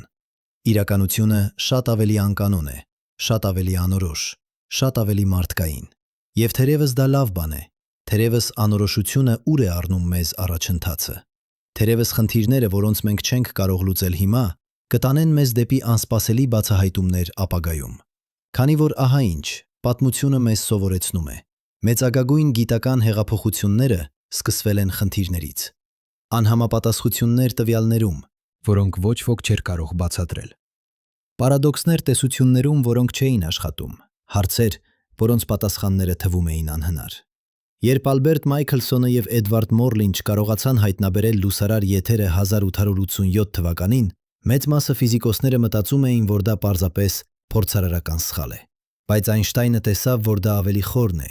Այդ ձախողած փորձը տարավ հատուկ հարաբերականության տեսության։ Երբ Մաքս Պլանկը չկարողացեց ստանալ կոռեկտ բանաձև սև մարմնի ճառագայթման համար, առանց ենթադրելու, որ էներգիան քվանտացված է, նա մտածում էր, որ դա պարզապես մաթեմատիկական խորամանկություն է։ Նա չհավատում էր, որ էներգիան իրոք գալիս է փոքր փաթեթներով, բայց այդ խորամանկությունը տարավ ամբողջ քվանտային մեխանիկայի ծագմանը։ Այսօր մենք ունենք մեր սեփական անհամապատասխություններն ու պարադոքսները, Հաբլի լարվածությունը, քվանտային գրավիտացիայի խնդիրը, գիտակցության դժվար խնդիրը, չափման խնդիրը քվանտային մեխանիկայում։ Այս խնդիրներից յուրաքանչյուրը կարող է լինել մուտք դեպի նոր գիտություն, նոր հասկացողություն իրականության մասին։ Բայց կարող ենք մենք հասնել այդ նոր հասկացողությանը։ Կան սահմաններ մեր մարդկային միտքը, որոնք կանխարգել են մեզ հասկանալուց լրիվ քվանտային իրականությունը։ Դա հարց է, որը սկսեցին տալ որոշ ֆիզիկոսներ և ֆիլիսոփաներ։ Թերևս մեր ուղեղները էվոլյուցիոն են մակրոաշխարհում, որտեղ օբյեկտներն ունեն հստակ դիրքեր և արագություններ, որտեղ պատճառականությունը պարզ է, որտեղ ժամանակը հոսում է մեկ ուղղությամբ։ Մեր ինտուիցիան հարմարեցված է այդ մակրոաշխարհի համար։ Այսպիսով, երբ մենք փորձում ենք հասկանալ քվանտային աշխարհը, որտեղ մասնիկները կարող են լինել երկու տեղերում միաժամանակ, որտեղ ընտրությունները ներկայում կարող են ազդել անցյալի վրա, որտեղ դատարկությունը լի է վիրտուալ մասնիկներով, որոնք արտադրվում և անհետանում են անընդհատ, մեր ուղեղները պարզապես կարող են չլինել կառուցված հասկանալու համար։ Քոլին Մակգինը Փրինսթոնից խոսել է մեր տիեզերքի իրականության պակասի մասին։ Նա առաջարկում է, որ կարող են լինել բացատրություններ քվանտային երևույթների համար, որոնք շատ պարզ և բացահայտ են, բայց մեր ուղեղները կառուցվածորեն անկարող են հասկանալ դրանք։ Ճիշտ այնպես, ինչպես կատուն չի կարող հասկանալ հանրահաշիվը, մենք կարող ենք չլինել կարող հասկանալ քվանտային մեխանիկայի իսկական բնույթը։ Սա անհանգստացնող մտածողություն է, բայց դա նաև խոնարհեցնող է։ Դա հիշեցնում է մեզ, որ մենք ոչ թե տիեզերքի կենտրոնը չենք, մենք միայն մեկ տեսակ ենք կենդանիների մի փոքր մոլորակի վրա մեկ միջին գալակտիկայում։ Մեր ուղեղները հրաշալի են, բայց նրանք կատարյալ չեն։ Նրանք ունեն սահմանափակումներ, բայց սա չի նշանակում, որ մենք պետք է հրաժարվենք փորձելուց։ Պատմությունը ցույց է տվել, որ մարդկային բանականությունը կարող է անցնել իր էվոլյուցիոն սահմաններից։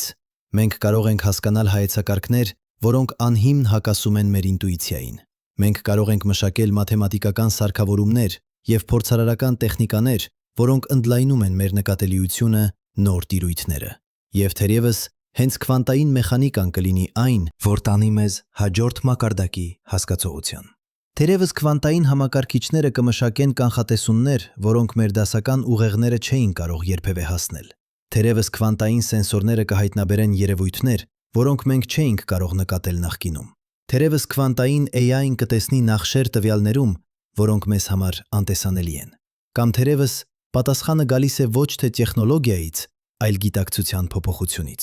Թերևս մենք պետք է սովորենք մտածել նոր եղանակներով, վերապատրաստել մեր ինտուիցիան, զարգացնել նոր մտավոր գործիքներ։ Մեդիտացիան, պսիխեդելիկների փորձը, փոփոխված գիտակցության վիճակները, բոլորն այս ասվում են անտեսանելի հասկացողություններ մատակարարել կենսագրական իրականության բնույթի մասին։ Լավ, հետք է կանգ առնենք։ Ես գիտեմ, որ այս հնչում է դուք ինչպես եմ սկսվում սահել դեպի pseudoscience, մեդիտացիան և պսիխեդելիկները որպես ուղիներ դեպի քվանտային հասկացողությունը։ Սա լսվում է ճիշտ այնպես, ինչպես նույն New Age անհեթեթություններ, եթություններ, որոնք մենք քննադատեցինք վաղ։ Բայց մտածեք սա. գիտակցությունը միակ բանն է, որը մենք ուղղակիորեն փորձում ենք։ Ամեն ինչ այլ, ներառյալ քվանտային մեխանիկան ինքը, գալիս է մեզ մեր գիտակցության փորձառության միջոցով։ Եթե մենք ուզում ենք հասկանալ իրականության բնույթը, թերևս մենք պետք է սկսենք ուսումնասիրելով միակ իրականությունը, որին մենք ունենք ուղղակի մուտք, մեր սեփական գիտակցությունը։ Սա չի նշանակում լքել գիտական մեթոդը, դա նշանակում է ընդլայնել այն։ Մենք կարող ենք ուսումնասիրել գիտակցությունը խստորեն, փորձարարորեն, քանակորեն։ Նեյրոգիտությունը, կոգնիտիվ հոգեբանությունը, հայեցապատկերային ֆենոմենոլոգիան, բոլորն այս դաշտերը օգնում են մեզ հասկանալու գիտակցությունը ավելի լավ։ Եվ եթե գիտակցությունը իսկապես կապված է քվանտային մեխանիկային որոշ ձևերով, ապա ուսումնասիրելով մեկը կարող է բացահայտել մյուսի մասին։ Բայց նաև դա նշանակում է ընդունել, որ գիտությունը չունի մենաշնորհ ճշմարտության վրա։ Փիլիսոփայությունը, արվեստը, հոգևոր ավանդույթները բոլորն այս ունեն ուսուցաններ առաջարկելու իրականության բնույթի մասին։ Նրանք չեն փոխարինում գիտությունը, բայց նրանք կարող են լրացնել այն, տալով տարբեր հեռանկարներ նույն հիմնարար խորհրդավորությունների վրա։ Արդյունքում, որքան ավելի շատ ենք մենք սովորում քվանտային մեխանիկայի մասին, այնքան ավելի շատ է այն սկսում նման լինել հին հոգևոր ավանդույթների ուսուցումներին։ Գաղափարը, որ դիտարկողը և դիտարկվողը բաժանված չեն, այլ փոխկապակցված, գաղափարը, որ իրականությունը փափուկ է և ճկուն, ոչ թե պինդ և ֆիքսված, գաղափարը, որ ամեն ինչը հիմնովին միացված է, որ բաժանումները և սահմանները, որոնք մենք տեսնում ենք, պարզապես մակերեսային հարմարությունների համար։ Հնդկական Ադվայտա Վեդանտա փիլիսոփայությունը սովորեցրել է հազարավոր տարիներ, որ իրականությունը նախարկատար միասնություն է և որ բազմազանությունը, որը մենք տեսնում ենք, պատրանք է կամ մայա։ Բուդդայական Սունյատայի դոկտրինը սովորեցնում է, որ բոլոր երևույթները դատարկ են հատուկ անկախ գոյությունից։ Դաոյական փիլիսոփայությունը խոսում է դաոյի մասին, անսահմանելի, ֆորմալեսս իրականությունը, որը հենքն է բոլոր բանի։ Սրանք փորձել են բացատրել որպես պարզապես ոգևորական մետաֆորաներ կամ էզոթերիկ անհեթեթություններ։ Բայց ինչ, եթե դրանք բացահայտումներ են, բխած խորը շտեմարանով գիտակցության միջից, հաստատումները իրականության բնույթի համար, որը հիմա քվանտային ֆիզիկան է սկսում հաստատել իր սեփական լեզվով։ Ես չեմ ասում, որ հին իմաստուները գիտեին քվանտային մեխանիկայի մասին, նրանք հաստատապես չգիտեին, նրանք չունեին մաթեմատիկան, փորձարարական տվյալները, տեխնոլոգիան, բայց հնարավոր է, որ նրանք ունեին հասկացողություններ իրականության ավելի ընդհանուր կառուցվածքի մասին, հասցաներ արտաքին բնույթի ուսումնասիրությամբ, այլ ներքին, մեդիտացիայի, շտեմարանի, ինտրոսպեկցիայի միջոցով։ Եվ հավանորեն երկու մոտեցումները, գիտական և հոգևորական, արտաքին և ներքին, կոնվերգում են դեպի նույն հիմնարար ճշմարտություններ, որ իրականությունը ոչ թե այն, ինչ այն թվում է, որ մենք ոչ թե բաժանված ենք տիեզերքից, այլ անբաժանելի մասեր դրա, որ դիտարկումը, գիտակցությունը, ուշադրությունը ունեն կարևոր դեր իրականության կազմավորման մեջ։ Այսպիսով, եկեք վերադառնանք այնտեղ, որտեղից սկսեցինք։ Ձեր մարմինը, որը նստած է և կարդում է այս տեքստը, 7 օկտիլիոն ատոմ, որոնք կազմում են ձեզ՝ ածխածին, ջրածին, թթվածին, ազոտ։ Յուրաքանչյուրը կովկեցվել է աստղի միջուկում միլիարդավոր տարիներ առաջ։ Յուրաքանչյուրը քվանտային մասնիկ է, որը գոյություն ունի որպես հավանականության ալիք մինչև դիտարկումը։ Բայց դուք ավելին եք, քան ձեր ատոմների գումարը։ Դուք գիտակցություն եք։ Դուք փորձառություն եք։ Դուք տիեզերքի մասն եք, որը արթնացել է ինքն իրեն դիտարկելու համար։ Եվ այդ դիտարկման ակտով դուք ստեղծում եք իրականություն։ Ոչ թե ամբողջ իրականությունը, բայց ձեր փորձառության իրականությունը։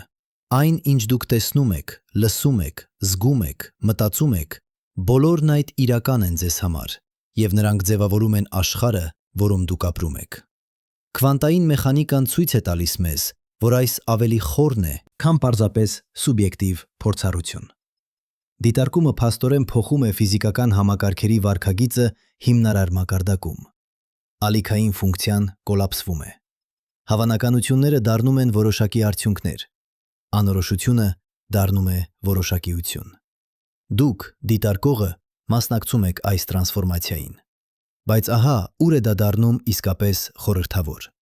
Եթե դուք քվանտային մեխանիկական համակարգ եք, և դուք եք, ապա ով է դիտարկում ձեզ։ Ով է կոլապսում ձեր ալիքային ֆունկցիան։ Ձեր ընկերները, ձեր ընտանիքը, պատահական անծանոթները փողոցում, բայց նրանք նույնպես քվանտային համակարգեր են։ Ով է դիտարկում նրանց։ Թերևս պատասխանը կայանում է նրանում, որ ամբողջ տիեզերքը մեկ գիգանտական քվանտային համակարգ է, որը դիտարկում է ինքն իրեն։ Մեր գիտակցությունները ենթահամակարգեր են ավելի մեծ գիտակցության մեջ։ Երբ մենք դիտարկում ենք, տիեզերքը դիտարկում է ինքն իրեն մեր միջոցով։ Մենք աչքերն ենք, որով տիեզերքը տեսնում է ինքն իրեն։ Մենք միտքն ենք, որով տիեզերքը մտածում է ինքն իր մասին։ Սա նման է Քարլ Սագանի հայտնի արտահայտությանը. մենք եղանակ ենք տիեզերքի համար, իմանալու ինքն իրեն։ Բայց քվանտային մեխանիկան տանում է սա մի քայլ ավելի հեռու։ Ոչ միայն մենք տիեզերքը ինքն իրեն իմանալու եղանակ ենք, մենք տիեզերքը ինքն իրեն ստեղծելու եղանակ ենք։ Մեր դիտարկումները որոշում են, թե որ հավանականություններն են դառնում իրականություններ, բայց նույնիսկ եթե դա ճիշտ է, դա չի նշանակում, որ մենք ամենազոր ենք։ Մենք չենք կարող մտածել գոյության մեջ ցանկացած ինչ, որ ուզում ենք։ Մենք չենք կարող անտեսել տիեզերքի օրենքները։ Քվանտային մեխանիկան խիստ մաթեմատիկական կանոններ ունի։ Հավանականությունները հաշվարկվում են ճշգրիտ հանրաչափերով։ Մենք կարող ենք ազդել, թե որ հավանականություններն են իրականանում, բայց մենք չենք կարող փոխել հավանականությունները ինքները։ Եվ ահա թե որտեղ մենք պետք է խոնարհ լինենք։ Տիեզերքը շատ ավելի մեծ է, քան մենք ենք, շատ ավելի պլատ, շատ ավելի հին։ Մենք ապրում ենք մոլորակի վրա, որը ձևավորվել է 4 միլիարդ 500 միլիոն տարի առաջ։ Մեր արեգակը աստղ է, որը ձևավորվել է 4 միլիարդ 600 միլիոն տարի առաջ գազի և փոշու ամպից, որը պարունակում էր նախորդ սերունդների աստղերի քայքայված մնացորդները։ Մեր գալակտիկան, կաթնուտը, պարունակում է 200 մինչև 400 միլիարդ աստղեր, և կան գոնե 2 տրիլիոն գալակտիկաներ դիտելի տիեզերքում։ Յուրաքանչյուրը պարունակում է միլիարդավոր աստղեր։ Յուրաքանչյուր աստղը պոտենցիալ ունի մոլորակներ։ Յուրաքանչյուր մոլորակը պոտենցիալ կարող է ունենալ կյանք։ Տիեզերքը անհավանելի հարուստ է հնարավորություններով։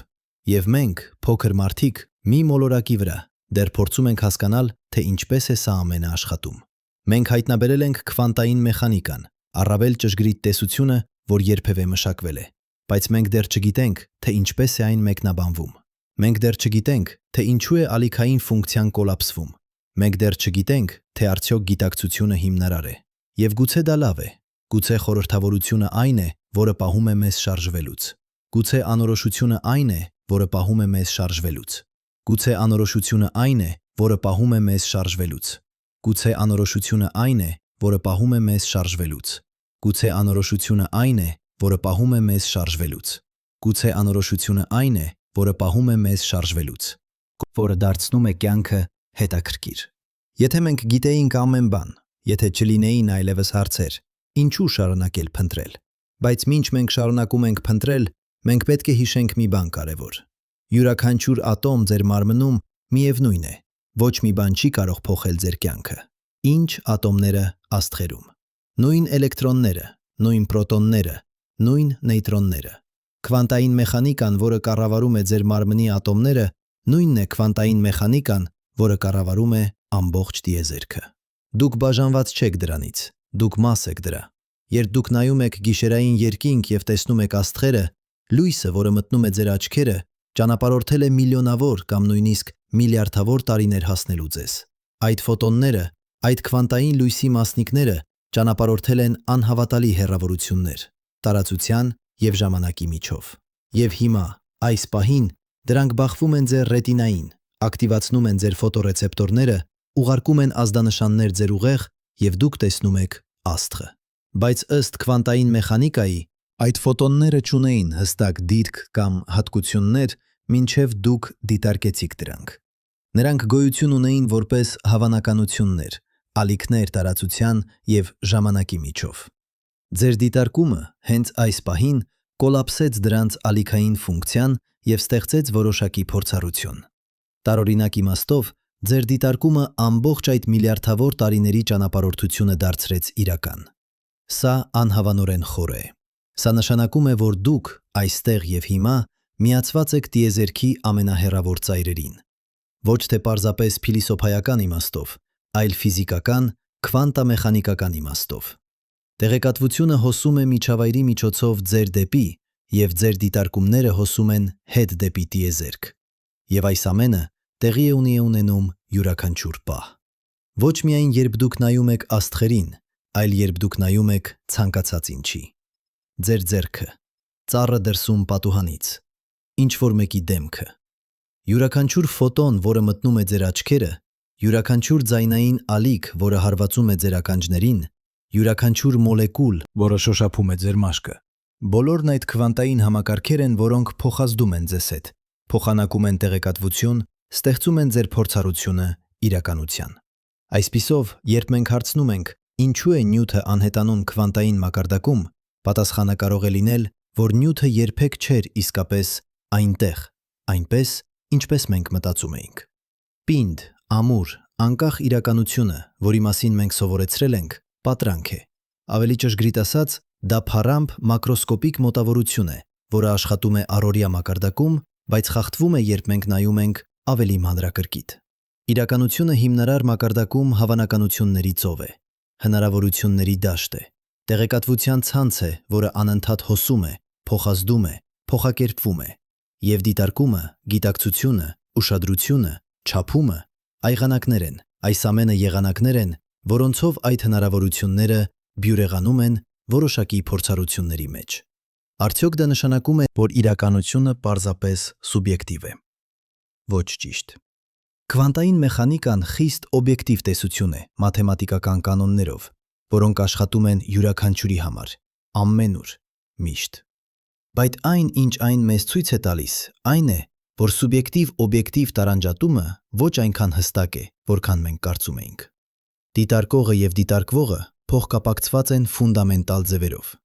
Այսպիսով, ուր մեզ թողնում է սա։ Ինչ պետք է մենք անենք այս տեղեկատվությամբ։ Ինչպես պետք է մենք ապրենք մեր կյանքերը, գիտակցելով, որ իրականությունը շատ ավելի տարօրինակ է, քան մենք երբևէ պատկերացրել ենք։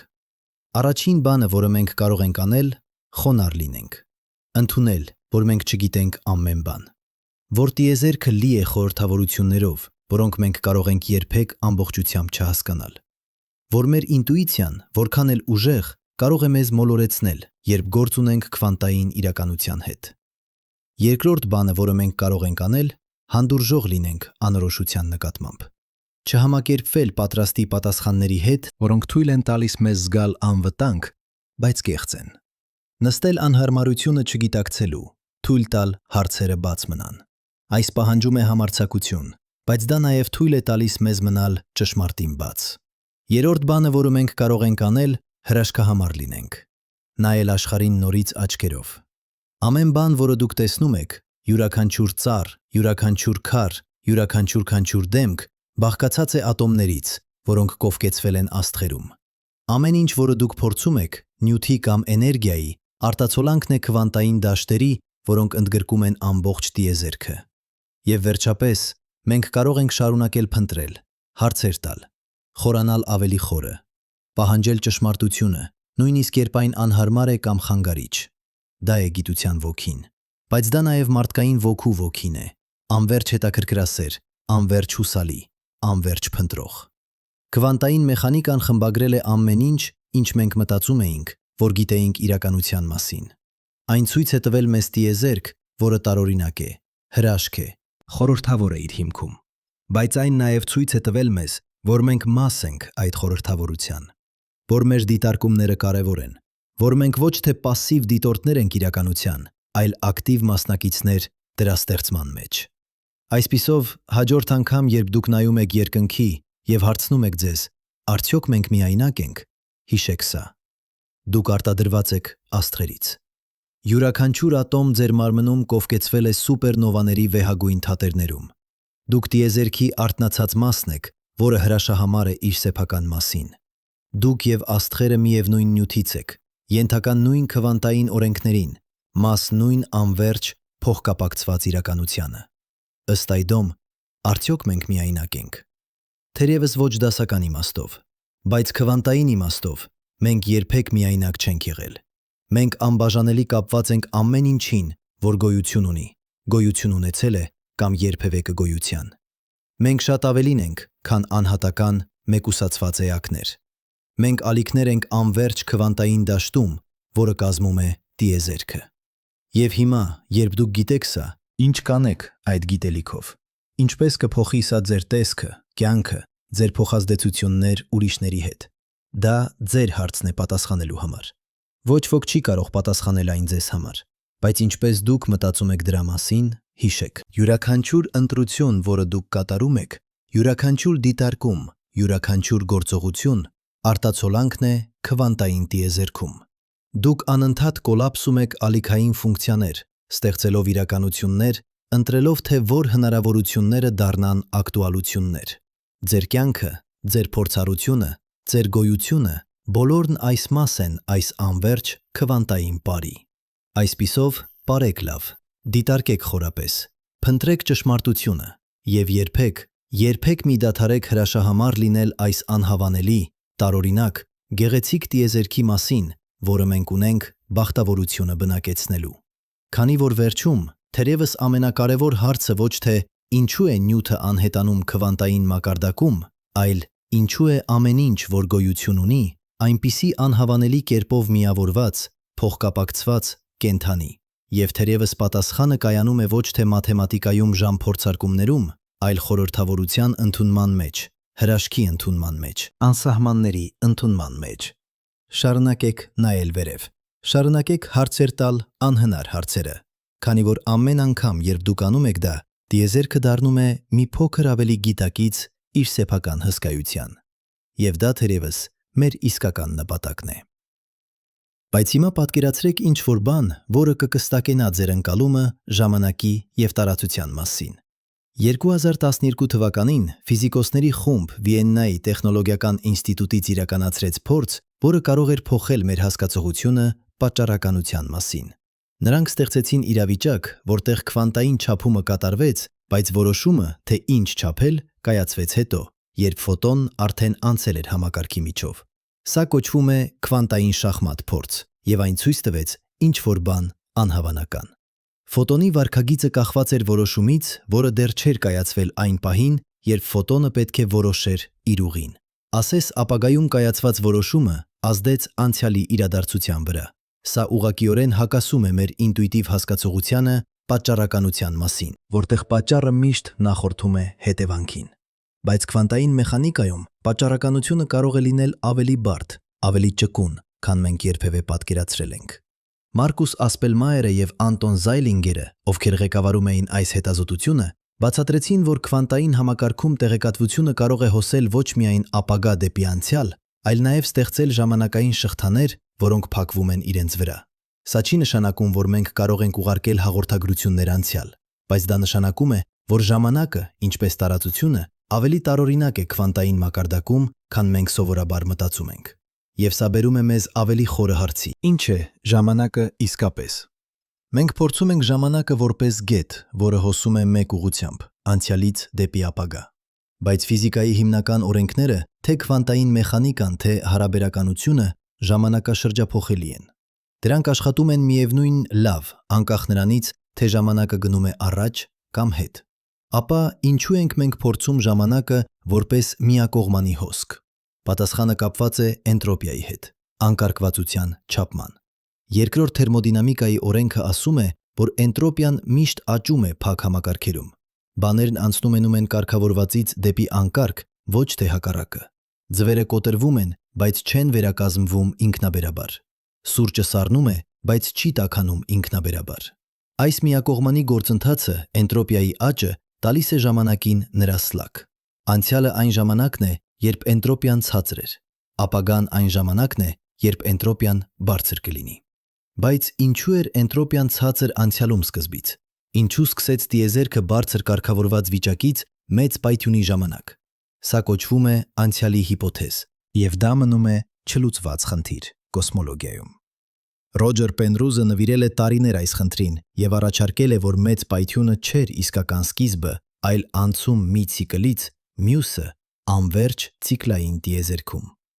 Յուրաքանչյուր ցիկլ ավարտվում է մեծ սառեցումով, որտեղ տիեզերքը դառնում է այնքան դատարկ եւ ընդարձակված, որ ժամանակն ինքը կորցնում է իմաստը։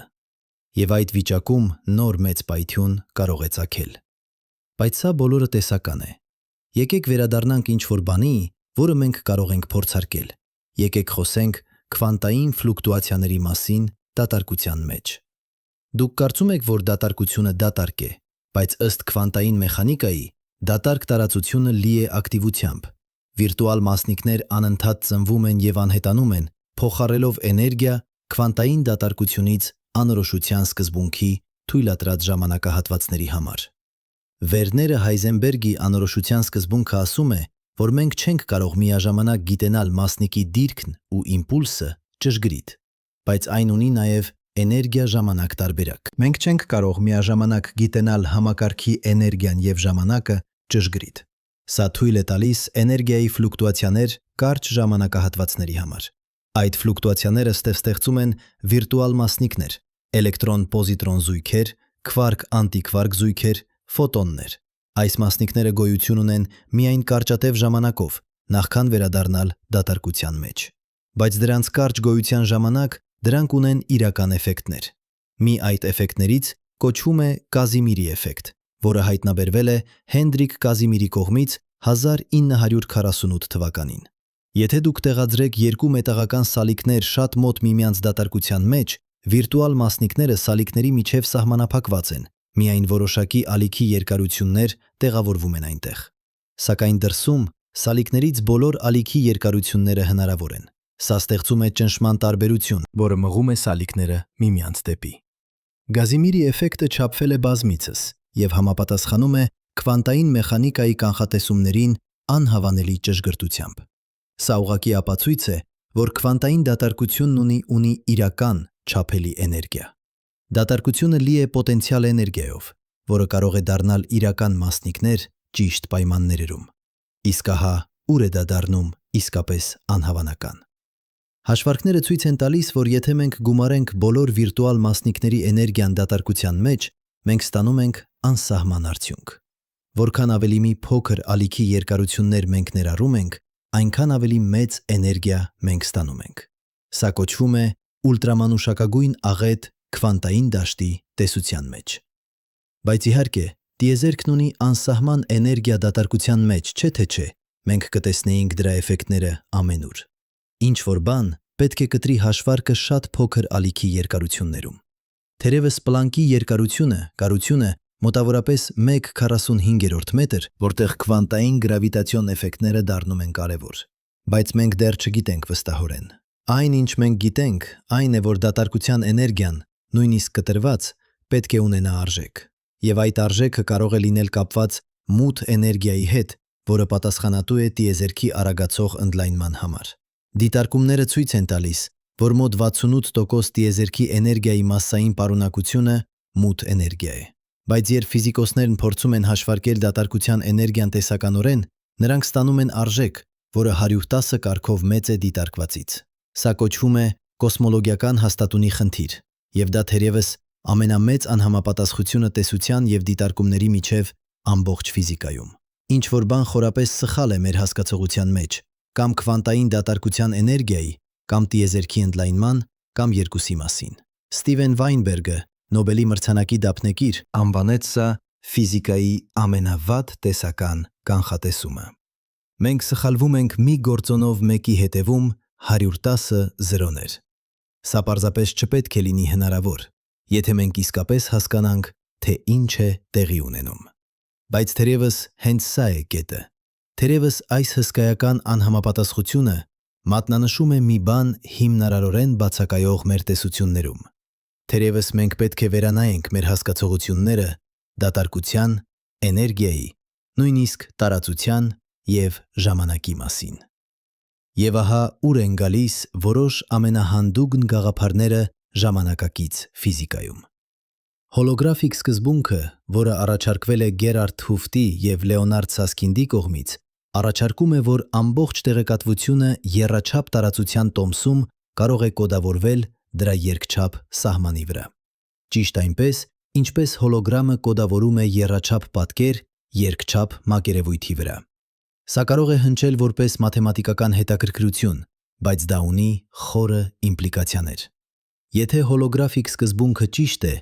ապա մեր եռաչափ իրականությունը կարող է լինել պրոյեկցիա ավելի հիմնարար երկչափ իրականության։ Ամեն ինչ, որ տեղի է ունենում այս սենյակում, յուրաքանչյուր մասնիկ, յուրաքանչյուր փոխազդեցություն կարող է լինել նախագծված հեռավոր սահմանից, որը շրջապատում է մեր տիեզերքը։ Ջոան Մալդասենան 1997 թվականին ապացուցեց հոլոգրաֆիկ սկզբունքը մաթեմատիկորեն որոշակի տեսական համատեքստերում։ Նրա աշխատանքը ցույց տվեց, որ գրավիտացիոն տեսությունը մեկ տարածության մեջ կարող է լինել համարժեք քվանտային դաշտի տեսությանը մեկ պակաս չափումով։ Սա կոչվում է HCD-Phi համապատասխանություն, եւ այն դարձավ ամենաշատ ուսումնասիրված հարցերից մեկը տեսական ֆիզիկայում։ Բայց եթե մեր իրականությունը հոլոգրաֆիկ նախագծ է, ապա ինչ է այդ նշանակում գիտակցության համար։ Ինչ է այդ նշանակում ազատ կամքի համար։ Ինչ է այդ նշանակում մեր փորձառության իրականության համար։ Սրանք հարցեր են, որոնք ֆիզիկան մենակ չի կարող պատասխանել։ Մենք պահանջում ենք փիլիսոփայություն, նեյրոգիտություն, թերևս նույնիսկ հոգեբանություն։ Բայց քվանտային մեխանիկան եւ նրա ճյուղերը բերում են մեզ այս հարցերի դեմ երես առ երես։ Եկեք խոսենք մեկ այլ խորհրդավոր երևույթի մասին՝ քվանտային շրջանավարտումը։ Սա տեղի է ունենում, երբ քվանտային համակարգը վերադառնում է իր սկզբնական վիճակ որոշակի ժամանակից հետո, անկախ նրանից, թե ինչ տեղի է ունեցել միջանկյալում։ Սա նման է նվագարկչին, որը միշտ վերադառնում է անկախ նրանից, թե որ մելոդիաներ նվագվում են։ Էդվին Պավերտը հուֆտը ցույց տվեց, որ քվանտային համակարգերը, որոնք փակված են փոքր տարածքներում, պետք է ցուցադրեն շրջանավարտում։ Դրանք վերադառնում են իրենց սկզբնական վիճակին որոշակի ժամանակից հետո, որը կոչվում է Պուանկարեի վերադարձի ժամանակ։ Բայց փոքր քվանտային համակարգերի համար սա կարող է լինել միլիարդավոր տարիներ կամ ավելի երկար։ Ինչու է սա կարևոր։ Քանի որ եթե ամբողջ տիեզերքը քվանտային համակարգ է, ապա սկզբունքորեն այն պետք է ցուցադրի շրջանավարտում։ Տիեզերքը պետք է վերադառնա վիճակի, որը անտարբերելի է մեծ պայթյունից, տրիլիոններ տարիներից հետո։ Ամեն ինչ, որ տեղի է ունեցել, աստղերի ձևավորումը, կյանքի էվոլյուցիան, մեր գոյությունը կրկնվելու է անվերջանալի։ Սա կոչվում է հավերժ վերադարձի տեսություն, եւ այն ունի փիլիսոփայական արմատներ, որոնք վերադառնում են հին հունական փիլիսոփայությանը։ Նիցշեն հայտնի դարձրեց գաղափարը իր աշխատանքներում, բայց հիմա դա ունի մաթեմատիկական հիմք քվանտային մեխանիկայում։